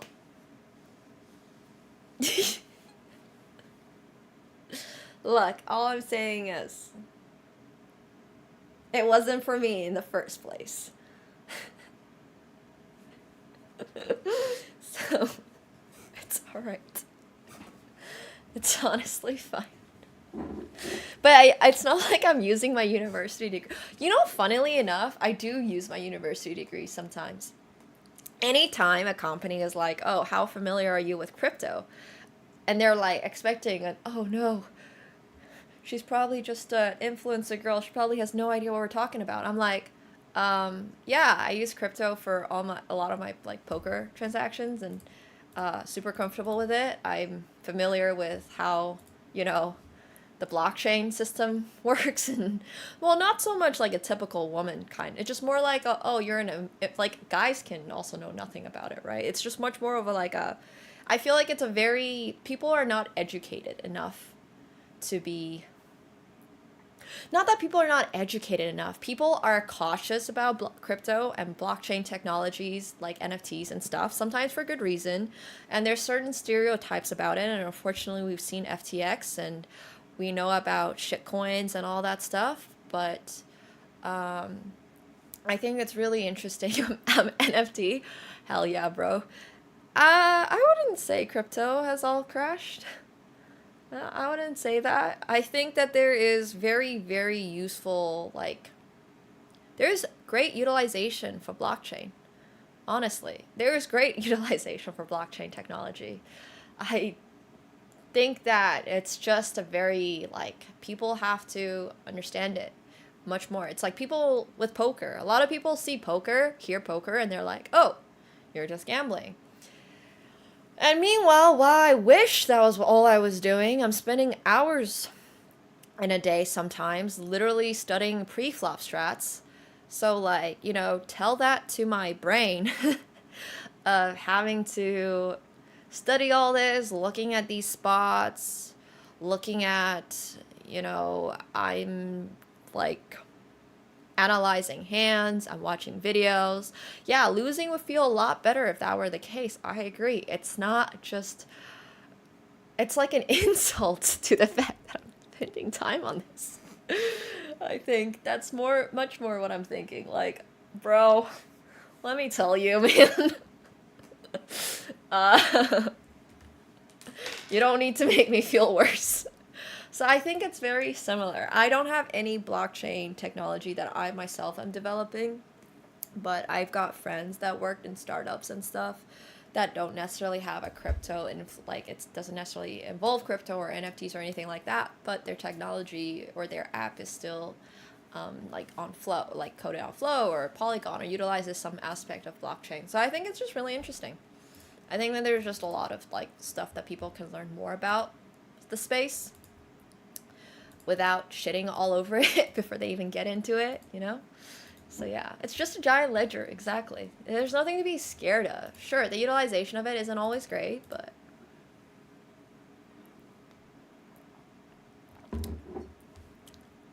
the utilization of a lot of shit isn't always great. Look at the internet, for example. So, yeah.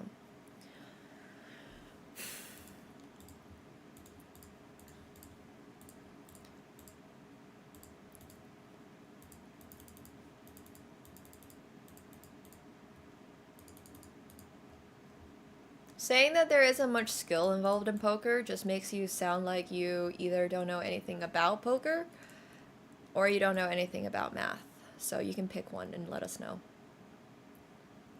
Unfortunately, chess.com does not seem to be fully functioning, so I guess we'll go back to doing puzzles.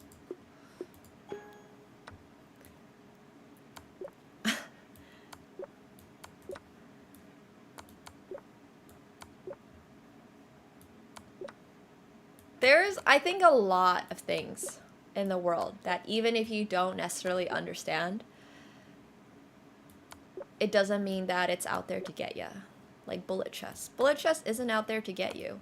Just because you don't personally understand it or something, you know? It's still chess. There's a lot of skill in poker. So once again, I am asking you, do you know anything about poker? And if you don't, then I don't know why you think you have the right to comment on it. Or you can also just admit to us that you know nothing about math and statistics. And that's cool too with us. I'm fine with either.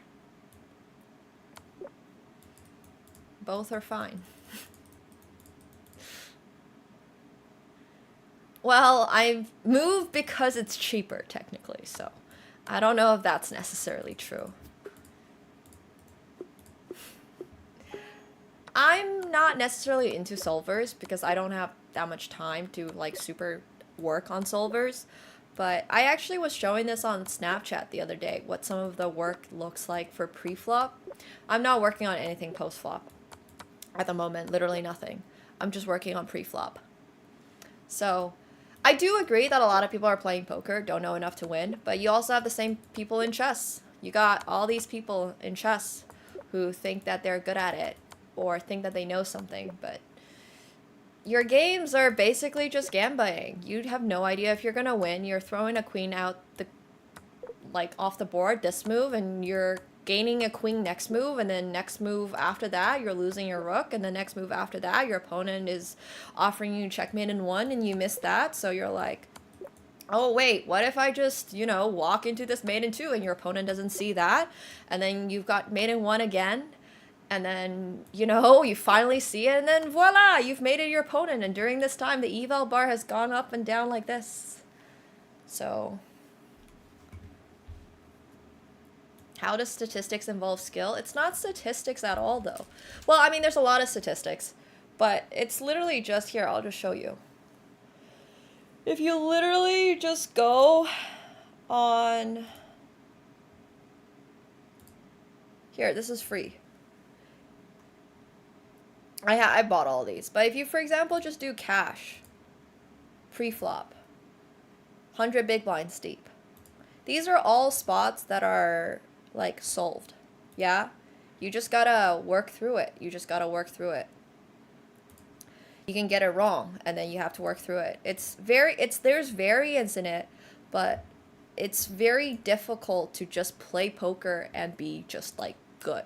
It's not, I'm not going, sometimes, okay, sure. Sometimes I go into a poker game with the idea that I'm just gonna gamba it up, no problem. But for example, in this place, if someone raises a 27, made a mistake. Apparently I don't fold. Apparently I call for 14.4 big blinds at, 500 NL, which is a $500 buy-in, 100 big blinds deep. Next spot, okay, 10 no limit, 2.2 open. I've got kings. I'm definitely raising him to 7.1. Now I've got Jack 10 off on the button. I opened and the big blind is now 3-betting me. I'm probably just folding. This is just like very, very, very basic stuff. This is super, super, super basic. But exactly, it's just a lot of mental like fortitude and that's true, Neotris. Yeah, that's true. I guess the problem is if you just don't like at the base understand that even though there is probability involved in poker, and that means with probability comes the possibility of variance in poker, there's just no point. That's just not how that works, though. There's absolutely right or wrong. It's all a spectrum. It can be like a 0%. It can be a 1% play. It can be like a 3% play. It can be a 30% play. There is a lot of skill involved with, not just like on the mathematical front, there's a lot of skill involved with being able to play it against somebody in person and being able to utilize that and being able to talk to someone at the table. There's so much skill even beyond the the math aspect of it. There's skill in being like able to bluff someone off by telling them, hey, you should call right now. And they'll be like, and you'll be like, yeah, I'll get all your money and buy myself a new car. And there's like table talk that you can say to someone. They'll be like, oh shit, well, I don't want to let my opponent buy a new car. I'm going to fold. And then you'll turn over your, like ace 4 of hearts or whatever it is. But that's kind of my point. There's so much skill involved in poker. It's actually unbelievable. Even though you can do that stuff, sure. I don't understand what you think is the difference between like skill and, yeah, you'll get very different results. Exactly. There's short-term luck, but in the long run, you can win. In the long run is the one that matters. You can also see empirical proof, yeah. There's just a lot of math involved. And also when you play live, a lot of skill involved. A lot of skill involved in the table talk. So, I think poker is... Skill and luck don't have to necessarily go together. There's luck, but there's also luck in like a lot of other things. There's luck in life. Congrats, you lived to 7:03 p.m. on the 28th of February 2025. That's lucky. That's super lucky. You might have never made it there. You know? So, I just think that is like, you cheated? Nice. Nice, nice, nice. I definitely think that poker is one of those games that, very much like crypto or blockchain tech or anything like that, is very misunderstood. And a big part of that is because of people that are not smart enough, or people that are not open-minded enough. Not even open-minded. People that are not educated enough, I guess, is the best way to put it. To, like, understand that for God's sake, just because you got unlucky once against your grandma playing Hold'em and she rivered you when you were 3 years old, that doesn't mean that the entire game is based around luck and it's all gambling. There's a lot of skill involved. Maybe if you were a better player, you wouldn't have ended up in that spot. For a lot of people, it is luck. Yeah, absolutely. Even for pros, it can be luck. But you gotta make your own variance, your own good variance using skill. And if you're not able to understand that, then that's on you and probably a sign of your IQ, and that's okay. And it's cool that you're admitting it. We love that you're admitting your IQ, Duno, in Twitch chat. Thank you. You're giving us a good laugh, so I do appreciate that very much. But there's skill issue is not my business, honestly. That's on you. I think poker is just one of those things that, like, once again, that's what makes the game so interesting, right? That's what makes the game so interesting. If he's gonna be as wrong as he is, let him.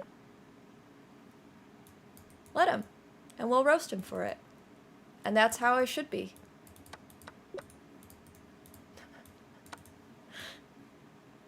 I mean, runner is definitely luck.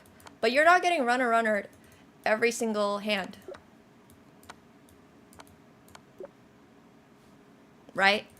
If you are getting runner every single hand, you should probably, I don't know, bet against... Like, you should probably go watch some sports and bet against the person that is favorite to win. You should try that. That's probably a good way to make money. If you're truly getting unlucky every single time you do anything variance-based, go put some sports bet and then watch the put it on the guy who's like plus 500. And then, yeah. It's alright, Kevin. I think he was joking about the fight thing. He said he had a fight earlier, so... Yeah. Do the opposite, then. If you're getting consistently unlucky in poker, I don't have a solution for you. Yeah. He bet the opposite right in your face. That's very funny, actually. I mean, I think poker is, like, a tough game to play professionally. I also think that it's an easier game than some to play professionally because you have the highest upside. So what do you want in life? You want something that's always going to be a guaranteed plus $1 million per year? Okay, well, then go be born rich and have your dad pay you $1 million a year. Problem solved. Really? That's so cool, Mercedes. I didn't know Miss Finland plays poker. So, yeah. Watching a dude Sunrun guy? No, PLO's a little tough, but, I mean, PLO is so high variance. There's a... Yeah, I don't know. There's games that are less... There are poker games that are less variance. I don't know if you care to try them. They're not as fun. You could always play Limit Hold'em. I know. Exciting. Wouldn't we all love to play Limit Hold'em? Sorry. So you guys are mostly familiar with the no limit games in poker. There's also games that are called limit. You can't call everything in limit. Raz is a game. I was actually watching Raz. I was watching, I think it was Dealer's Choice on the PGT tour or something. I don't actually know what it was exactly. But anyways, I was watching Raz and I was like, oh my god. This is wild stuff. I think Limit Hold'em is actually something that one of my coaches recommended me. There's specifically a book on Limit Hold'em that he recommended me to read. Because it's supposed to really teach you, like, ranges, because limit ranges are, very, like, the book just explained limit ranges very well, and I was like, I don't know if I can do this, guys. I don't know if I can do this. It's supposed to, like, really teach you, like, hey. It's not that it necessarily stops people from bullying, but because there's a cap on the amount of money that you can put in, it means that you have to be a lot more, like,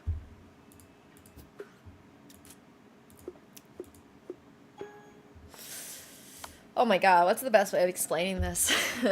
It's not that it stops people from bullying.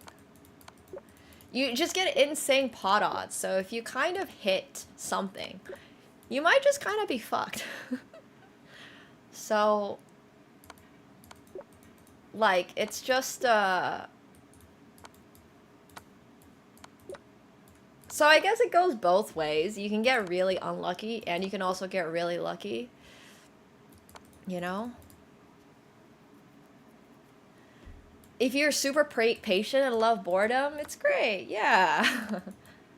But it's I guess I would say it's almost safer. I mean, I don't know if it's that safe to play, really. But if you're really, really fucking worried about losing tens of thousands of dollars in one night, you can also choose to lose $10 because you're going to play one hand. Joking. You have to be accurate with your sizing and hand selection for sure. You don't get to just do whatever you want. But also, I think somebody who is very familiar with Limit probably has a much higher edge over you. You can get, like, destroyed, probably, against a much better player. So, I don't know. Hey, Rec. Thank you so much for the prime. Appreciate that. Thank you. Thank you. But yeah, there's a lot of skill involved in poker. So, it's one of those things. Poker is fascinating. It's interesting that a game that has variance has so much, like, to think about. And that's why a lot of places like Susquehanna, which is one of the top trading firms, and you know, a bunch of other places really love hiring poker players. You think playing chess looks good on your resume? Well, it does. But I think poker teaches you how to sort of like deal with variance. It literally teaches you how to deal with variance. It teaches you a lot of other things too. So, I don't know. I think it's interesting. Oh, chess is super big on resumes for universities. Like getting hired coming out of uni. Yeah, it's pretty big. Especially if you're going to like quant trading. Obviously, it's not going to be as helpful if you're applying for like the football team. Not very helpful there. But chess teaches you, poker teaches you variance, risk, it teaches you how to calculate, it teaches you math, it teaches you like so many things. But I would also say that chess doesn't teach you as much about variance and risk. But it definitely teaches you how to calculate, it teaches you how to critically think. So yeah. That's like, those are some pretty important skills for quant trading. But once again, not everybody wants to be a quant trader, and that's cool too. But I think poker also teaches you a lot of people skills. The one thing that chess doesn't teach you very well are people skills. That's why chess players can oftentimes be super awkward. It's just like the environment around... I still to this day have no idea what a sales engineer is. Like, does that mean he works in Salesforce and he designs? Like, I have no idea. Which one teaches you? I would definitely say poker teaches you insane people skills. It teaches you how to deal with people, because you get some very annoying people at your poker games sometimes. It teaches you to have high patience, because you know that even though this person is annoying, you can't say anything to them because you're still trying to get all their money. It teaches you how to, like, be able to talk to people, to give them an image of yourself that you want them to think you are. So, for example, if you are maybe playing too many hands, you want them to sometimes think that you always have to make out. You would be like, oh, I'm sun running tonight. Oh my god, I just got aces again, or something like that. Oh, this is amazing. I can't believe you guys all folded. Where's, like, things like that I think are really interesting, because it's like, you can do a lot of things at a poker table. It's almost like Hollywood. you can just act. You can do whatever you want. You don't have to be honest about your hand, you know, at poker.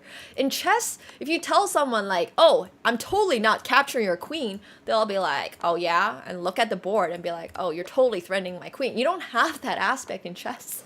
You know, the other guy could just look at the board and be like, you're full of shit. So I think that's just really interesting. I think it's really different. Yeah. Right, for sure, practic, but I think it's much easier to get someone who has the ability to critically think and teach them how to code than it is easier to teach someone who cannot critically think but knows how to code to critically think. I think being able to critically think, whether it's poker, whether it's chess, whatever it is a very important skill. And obviously you don't have to have the same like interests in life as I do, because oh, it's back. I was waiting for this. I want to play some bullet. It's so much more like, what I'm saying is much more about the fact that, hey, you know, being able to think is an important skill. Like that guy earlier did not demonstrate. The fact that they don't understand what it means to have skill, but there can still be variance, doesn't make sense. It's like playing Monopoly. Monopoly has a shit ton of variance in it, but you can still be better than someone at Monopoly. But just because you lost the game does not mean that you were worse than that person who was just sun running the whole time in Monopoly. That doesn't make them worse at the game. It's just the fact that there is also variance, and sometimes you can win because of variance, and sometimes you can also lose because of variance. And it's just like they're not mutually exclusive things. It's just not mutually exclusive. There's just like, I think I just get so annoyed about it because like, holy fuck, I've spent a lot of time in poker to not be better. I just get annoyed. I'm personally annoyed whenever someone says poker. There's no skill in poker. Like, bro. If I was better at poker, I would be a lot happier in life.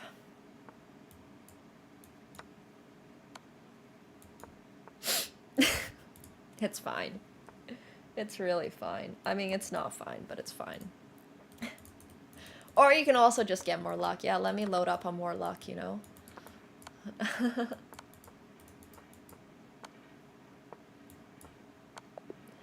Well, we checkmated it with 0.5 seconds on the clock. There's definitely a reason. Absolutely. There's a reason why good poker players win more often. It's like, wow, there's a reason why good chess players win more often. And when I watch two 600s play chess, they might as well as not know. Do they even know what they're doing? No, I don't know, man. Exactly. Luck being in a game does not invalidate skill. Sure, there's only gambling in slots. There's no like, okay, there's actually, very funnily enough, I've looked into this. You can look at the RTP of slot machines and look at when progressives have been hit to try. But like, I mean, I don't know. Look, I'm not saying that this is all certified and proven, but there's surprisingly skill in a lot of things. There's skill in like, yeah, people are trying to squeeze out skill in all of these things because it's a fucking competitive world. Oh, you know what's another skill thing? Being able to pick a roulette with only 1 0 on it versus picking a roulette with 2 zeros on it. And do you know why? Because a roulette with 2 zeros on it means that you have one less chance to be able to hit your thing. But if a roulette has 2 zeros on it, that's not good for you. If a roulette has 1 0 on it, that's better for you. Pick the roulette wheel that has 1 0 on it. It's just little things like this, and people don't think about it necessarily, and they're like, I got so unlucky or something on roulette tonight. And I'm just like, well, you're playing 0-0 roulette. I mean, what do you want? Like...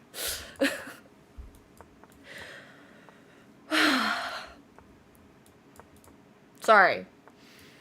I just have a lot of conversations with people like this, and I'm just like, all right. I'm spilling the industry secrets, guys. Like, there's slot machines that have 95% RTP, and there's slot machines that have 96% RTP. I don't know, man. Maybe pick the one that's I don't fucking care. It's just, I don't know. I think it's because I did a degree in this stuff. Like, sorry, not obviously. Like, a degree in stats. Like, prefer, maybe, like, it's fine, whatever. Whatever you want to do with your life are really none of my business, right? None of my business at all. It's really up to you. I do not care. But also at the same time, I just think it's fascinating. It's just fascinating. All this stuff is very interesting to me. I think a lot of it stems from the fact that I was actually doing a degree in like stats and econ and math, obviously. So I was thinking about this stuff. I was thinking about game theory. I was thinking about all this before I even started playing poker. So when people were introducing like poker strats to me, I'm just like, oh, that makes sense. Yeah, I can see why you would do this and not do that, and I get it.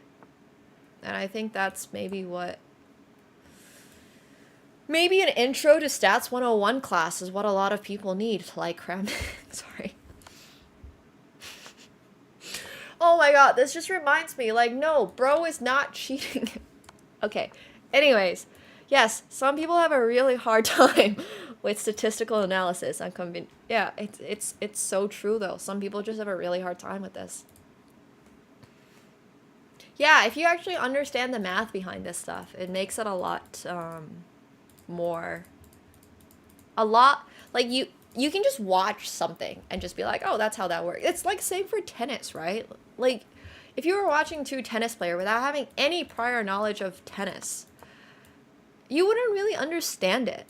Like, you get that this guy's hitting the ball this way, but, like, why is this ball being hit better than that guy's hitting the ball?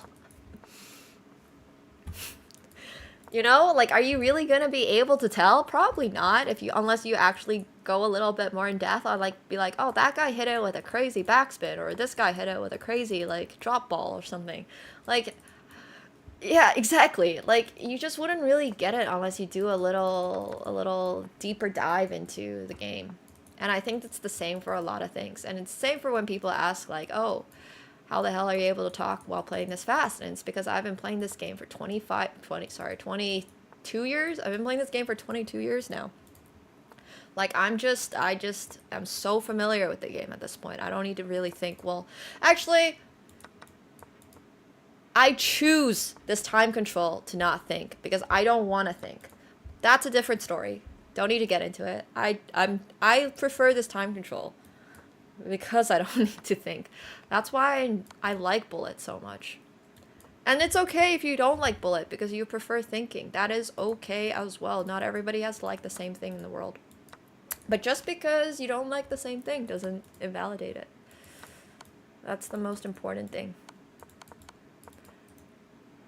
It's still real. Whether or not you enjoy it.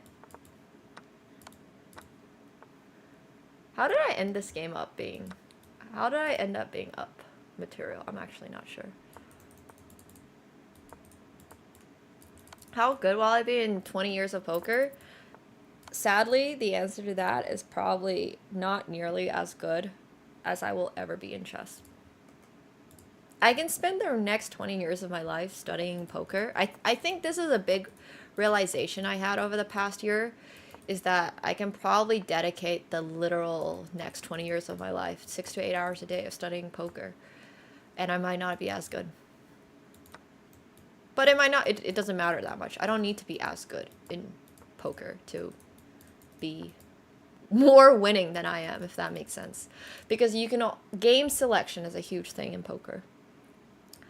The nice thing about poker, and also sometimes the not so nice thing about poker, depending on what type of person you are, is that in chess, you only have one route to, like, chess fame, basically. Like, you have to win the World Chess Championships. In poker, there's definitely some bracelet events that I've never even heard of. Let's be real. All those online WSOP bracelets or rings or whatever they call them these days. Look, it's cool if you want a WSOP online. But, like, I don't know, man. technically, sure, I guess you want a WSOP, and it would still be so great if I could ever win an online one, but in chess, you kind of have to go through the entire route of, like, winning candidates, winning World Chess Championships, and all that stuff to really be considered like, oh, I reached the epitome of chess. Now it's a little different, right? Now you've got, like, people being able to make an income from chess through avenues like content creation or streaming and stuff like that, or coaching, right? But back in the day, that wasn't so much the case. But I still think these days, chess is a little bit older fashioned in the sense that you have to really, like, I don't know, obviously it's different for everyone, and you should never worry about what other people care about, and should only worry about what means the most for you, because that's what life is about. It's about pleasing yourself, not about pleasing you know, Edward 9000 on the internet. It's about pleasing yourself. And I think one of the key things about that is the problem with chess is that it's a little old-fashioned in the sense that even if you are a successful, like, chess content creator, a lot of people are still like, oh, but you don't play real chess. And it's like, well, never wanted to, so I don't know what your point is.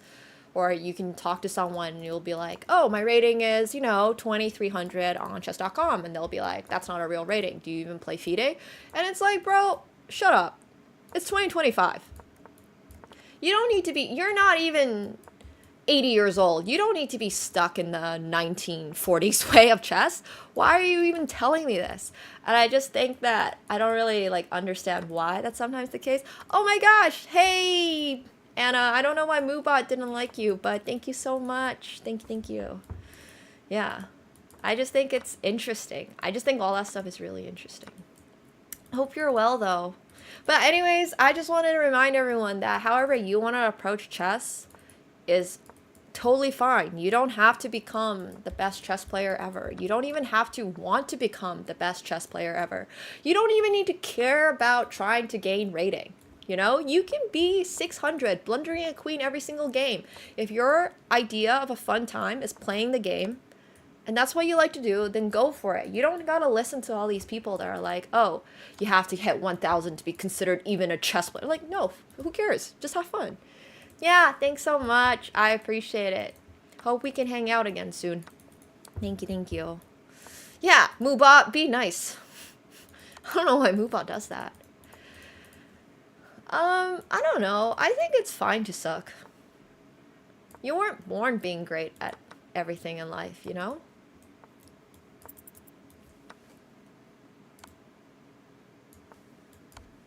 Sucking is part of life. I was born to be amazing. All right, good for you, sir. Yes, I tell people this all the time, Kane. The better you get at chess, the more you realize at how the game was not necessarily designed for us to bash our heads into the wall. Like, chess is a game that is very much designed for you. Nowadays, chess is very much designed to be a game that, to be good at it, you have to just spend time. There's no way to be more efficient. You can be a little more efficient, but at the end of the day, all the best grandmasters, all the best players in the world, all started at like 3, 4, 5 years old. And why? Because you need the fucking time to be good at the game.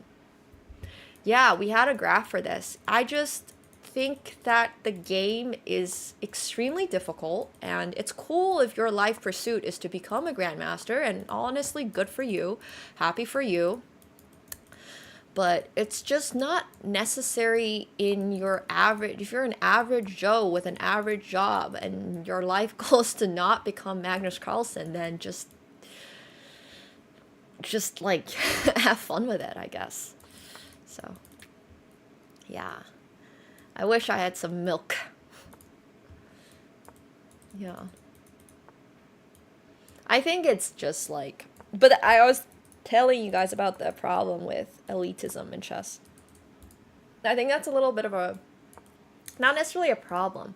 I think it's more of a mindset that kind of needs to be changed. Like, I get it. Chess is a very prestigious game, and it's really cool to be a good player. And, you know, being a good player means that you're smart. But smart at chess and not necessarily smart at everything else, you know? And I think that's another really important thing. Like, just because you're good at chess doesn't mean you're good at every other aspect of life. That's not how that works. So, yeah. Oh, for sure, Io. Absolutely. Sucking at things is great. It's very freeing. I love being bad at things. I'm terrible at heels dancing, and I still go to class. I think it does mean you have good pattern recognition. Sometimes it also just means that you're a little more tuned towards the game of chess. You know, it's like someone being good at tennis. They're probably kind of good at the game of tennis. Yeah. But I definitely think the best part about the game is the fact that you can approach it however you want to, and that is somehow lost in culture occasionally. I just want to remind you that it is not mandatory to be insanely good. It's not even mandatory to, like, yeah, it's just a game. I think people forget that sometimes. It's just a game. And people should be allowed to approach it however they want to approach it. And that's, like, just part of doing what you want to do. I'm not even sure what was I talking about before this? How do we get on this subject? Oh, yeah, being like, what is actually what is the pinnacle of chess success versus poker? So what I was trying to say is that in poker, you do not have to be the best poker player to be making the most money. Not at all. You have game selection. So once again, the thing is about poker, you can play cash games, you can play tournaments. Tournaments are winning tournaments. So people that the average Joe are going to recognize from poker are people that have won really, really big tournaments. Like Chris Moneymaker, right? Larger than life dude who won the main event and made, I don't even know how many $1 million, $5, $6, $7 maybe $1 million from winning that event. But yeah, he made a lot of money. Chris Moneymaker.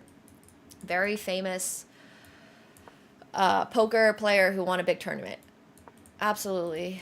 What you don't know are going to be about the guys that hear what he's won, and will be like, huh, $5 million. I win that in like 2 nights. Mind you, they also swing the other way. They also lose $5 million. No, okay, I'm half joking about that, but the reality is there's going to be a bunch of people that you've never heard about in your life and never will because they do not want you to know about them that also play poker and are insanely good and also make like a lot of money, but it's all hush hush. So I think that's one of the interesting things about poker as well. I'm pretty sure that is his name, but I don't know if he changed his name. Oh, he only made 2.5 mil? Well, 2.5 mil in 03 is like... But you won't know about it. You wouldn't know about it, right? So, well, it's not necessarily even love for the game. It's just sometimes a better way to make money.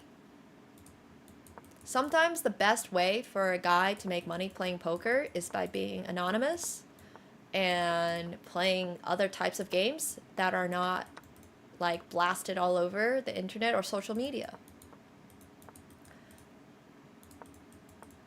I know in this age of life, not on social media. Wow, that's crazy. Why would this guy ever do it? But some people prefer that. And why not, you know? There's a lot of ways that you can make money playing poker. Or even not playing poker. You can also be a dealer. Dealers also make pretty decent living. Oh, that's interesting, Thomas. Yeah, sometimes poker players also a lot of people don't even know about the people that play PLO or stud or short deck. Like, do you guys even know what short deck is? Do you even know what PLO, like, you know? Not saying that as because I'm asking you, but because it's just like something you gotta think about. There's just a lot of different ways that you can make money in poker. And sometimes the pinnacle of success is not necessarily being the most well-known poker player. Whereas I think it's very different from chess. You cannot possibly make money in chess without being well-known. Like, even if Magnus Carlsen, let's say, I know he doesn't mind fame, but let's say if Magnus Carlsen wanted to make money off chess, he would never be able to go undercover and, like, make $200,000 in one night playing chess. That's just not a thing that exists in the chess world. So I think it's just very different and something that a lot of people are not very aware of. Yomi insists on being wrong about the rules. That's so funny. Yeah.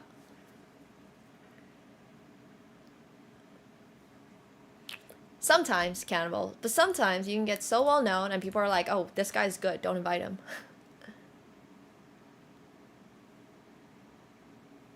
Oh, Katsko is so ready. I don't really have a favorite poker player. But that's my point. Like, there's no one better than Magnus Carlsen out there.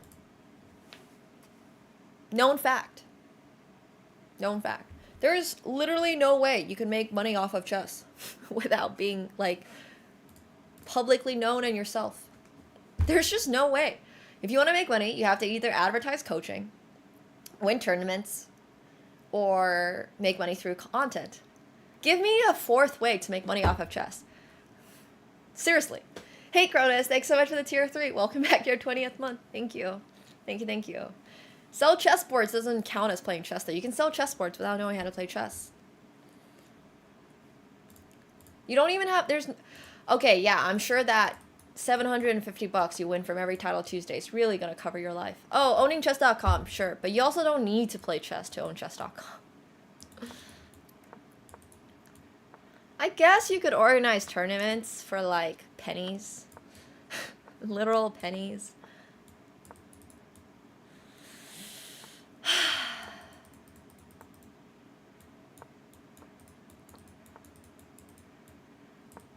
Yeah, chess commentator, I guess. Owning a major chess, I don't know.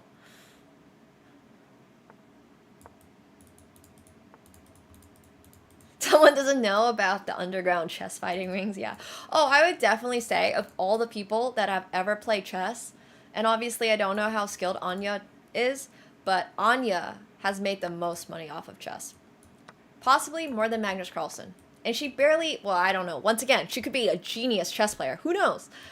But definitely Anya has made the most money off of chess. She's in every single goddamn blockbuster movie. I like, every time I go on, like, socials and see an ad for a new movie. Now she's in, like, this film called The Gorge. And it's like, how much money did they have to pay Anya to be in an action movie, which clearly underutilizes her ability as an actress? And I'm just like, this is insane. She's making so much money. She must be making so much money. But yeah, I would say Anya. Anya's probably the one way to do it. But obviously, that's a bit of a joke because she doesn't actually play chess. She just was in, yeah. She was in Dune for like 2 scenes. Oh. So.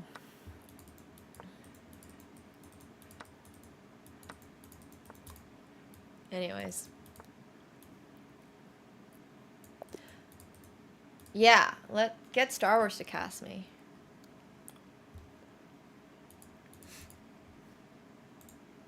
Anya Taylor-Joy, the girl who was in the Queen's Gambit. Once again, not saying that she actually plays, like... Yeah, I've not seen The Gorge. I mean, I'll watch it probably for Anya, but don't think I'm, like, that interested in whatever the plot is. Oh, she was in Mad Max. Oh, I actually really liked her role in, that one chef thing. What was it? I don't remember the name now, but... I don't think Queen's Gambit was realistic enough. Well, I think it was great. But realistically, what would have happened is if Anya or Beth wanted to go play a chess... Yeah, I love the menu. If Beth wanted to go play a chess tournament and she went there and they were like, no, and she was like, no, I'm going to play in the open, they would have still been like, no, you're gonna play the other girl and only the other girl. It was just not misogynistic enough.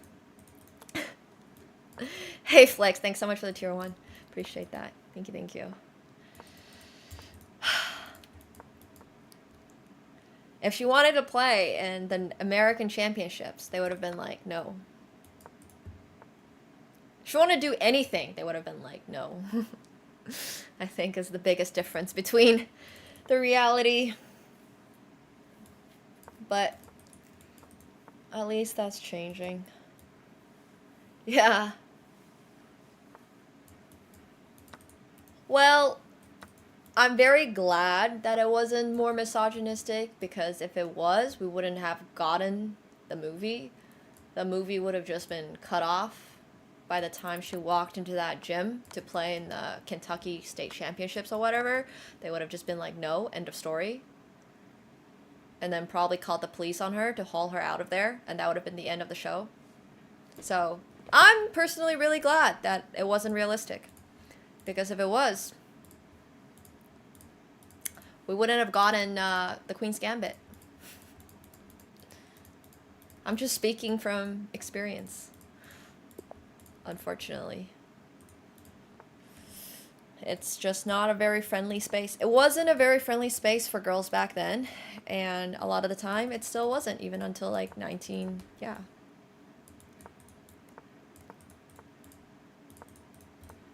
No, we're gonna play poker very soon. We're gonna play a little spin and goes. Oh, also I wanted to ask you, Uncultured, your friend has a resort in Zanzibar, right? Is that what it was?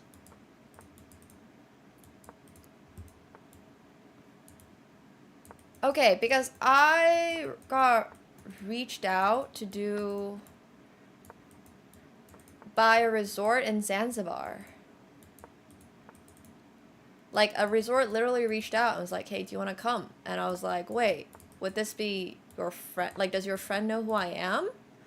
I just don't know if they're related. I just want to know if they're related. I don't know if you mentioned me to them or anything, but I'm super down to go to Zanzibar.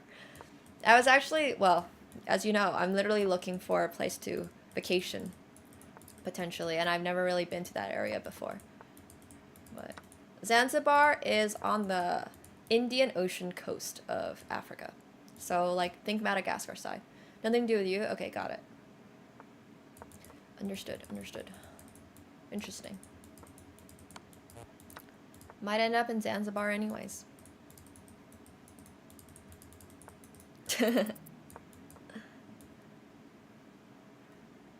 That'd be crazy, Gary. No, I think there's a lot of, like, cinematic beauty captured in the Queen's Gambit. But the plot of the story is...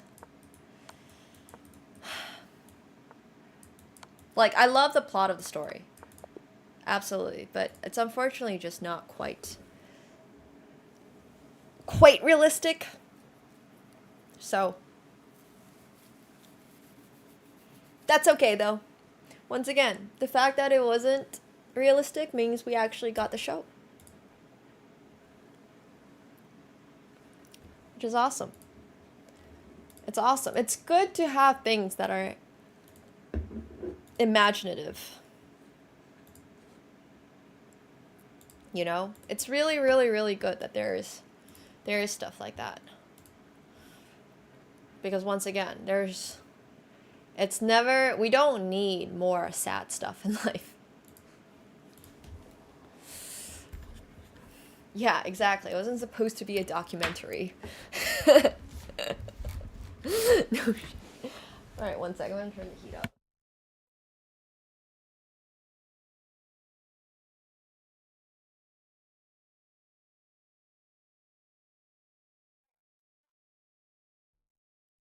Look at Catsko.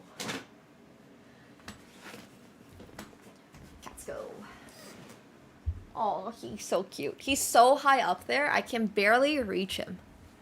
Also, my room is like so small right now because it's got so much stuff in it. He's so cute. He's adorable. What a little cutie patootie.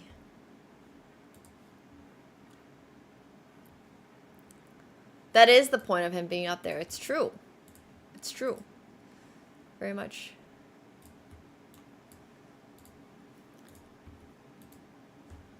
No, it's a little smaller. Downsized a little. Ain't that right, buddy?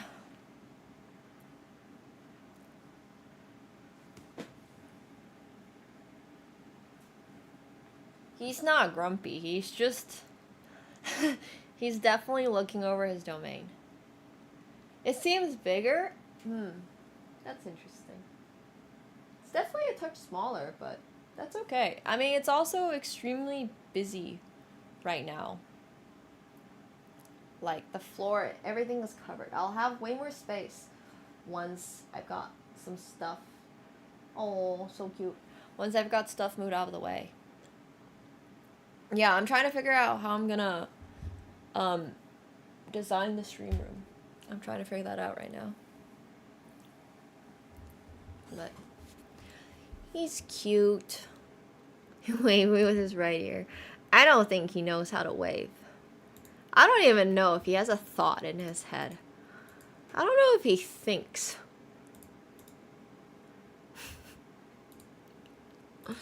Paint something on those blinds.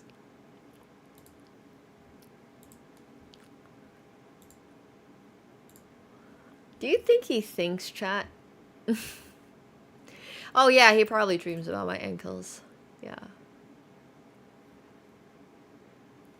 He's, he only ever catches mice at my parents' place because I don't have any mice where I am. Bro, I don't even know. Do we think, chat? Blind painting stream would be so funny because we're literally painting blinds. No, we're not doing that. I cannot imagine the cleaning cost I would incur if I did that. I do not want to deal with that. Oh my gosh. That sounds like pain. I have some really nice Star Wars posters at my parents' place that I need to go find at some point, but blind painting. I mean, I don't know what the little guy thinks. How many subs for new blinds? No, I like the all white. We'll probably move the camera a little bit more going this way, so we actually have more stream space. And the other option is to also figure out if we can maybe set up like something on the windowsill. Because I have a windowsill, it doesn't just drop all the way down. So we can also put things up going along this way. And that's probably what I'm going to have to do. I'm probably going to have to figure out like really narrow shelving that I can screw into the sides of the walls and not destroy the blinds. Yeah. But I'm not too sure yet. There's going to be a lot of stuff that needs to happen. And I also don't have a keyboard yet. Yeah, this is all a window. All of this. The view is very average, but I don't really care. I don't think so, no. I also don't like not having white walls. I've never not had white walls in my life. Literally never. I don't know what it's like. Every time I see somebody paint their walls or like put wallpaper up, I'm like, I don't know, that's so committal. I only have a Juliet this time, sadly. You can't sleep? That's interesting. Yeah. Really? People like having color in your house? I really like plain white walls. I don't think I've ever once even wanted to paint my wall. It's relaxed. I can believe that. I mean, I've seen some really interesting colors like that I'm like, oh, this is so pretty. But it just feels really committal being like, you know what? We're gonna have this as our only color for the next however long. I don't have anything against that. I'm cultured. Oh, that's so cute, Mickey. Aww. White isn't that committal. Well, the other problem with the fact if I'm not gonna have a white wall is like I move around too much. I don't own my own place, right? So if I don't own my own place, then if I've ever painted, I have to paint it back, and then that's just yeah. But that takes time, shut up. And if I ever have time in my life, we would spend it on playing poker, which is actually what we're gonna do right now. But one day I'm gonna have my own place, and then we're gonna keep it exactly the same. We're gonna keep it white.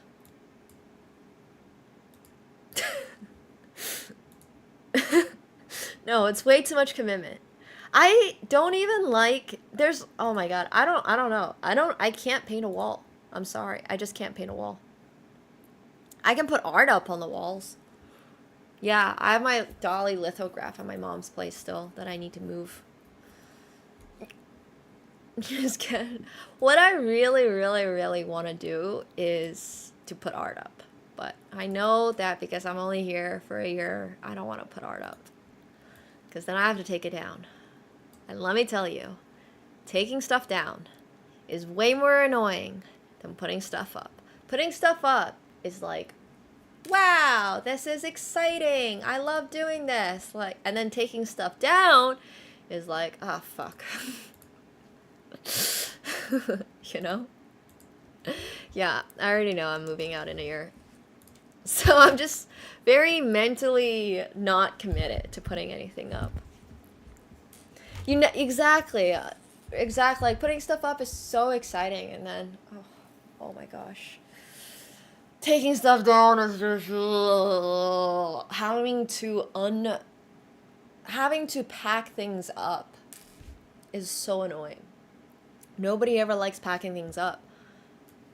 And because you also have to go through the mental process of like, oh, do I want this? Do I want that? So yeah. Moving is really the worst. What do I desire? I would like my old butter chicken place to change their recipe back. I still haven't called them. And last night I was so craving butter chicken, and I did not want to order from this place. And I was, because they've had, so I usually give restaurants 2 tries, right? And I'm like, okay, if the first time they mess up, it's a bad day.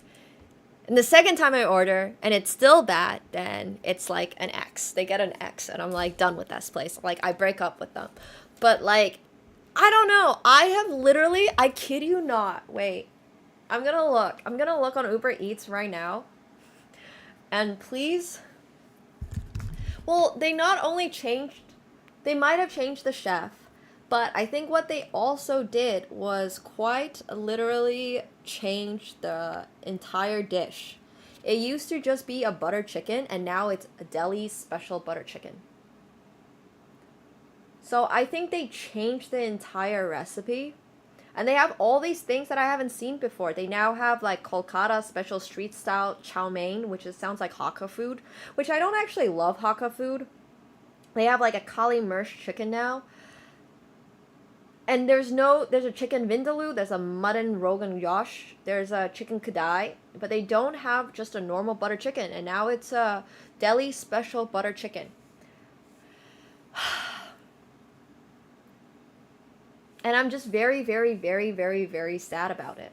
And it's literally just a different dish entirely. So I don't really know what happened. I wish it would show me how many times I've ordered from this place, because I've ordered a lot from this place. I think I've ordered maybe 20 times from this place, which is why I'm just so sad about it, like, changing their recipe. And last night I was really craving butter chicken, so I just got butter chicken roti instead. Which is fine. I love a good butter chicken roti, but the place that I ordered from doesn't use as high quality chicken as the other place, but you know, the flavors were really good still. It was like an onion butter chicken more than a tomatoey onion chicken. I usually like tomatoey onion chickens more. Sorry, tomatoey butter chickens more. But yeah, Angeethies on Spadina and Bremer. I've actually walked by that place. I might give it a try. Thank you. There's the host, there's Angeethies, there's another one. Hey Vic, thanks so much for the 14 months. I appreciate that. Thank you. Thank you. But yeah, that being said, I love butter chicken. And that's what I would like. It's the little things. I would like my old butter chicken recipe back.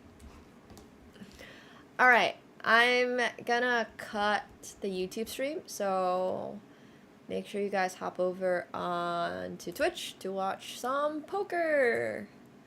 We'll see you later, YouTube. What's wrong with olive oil chicken?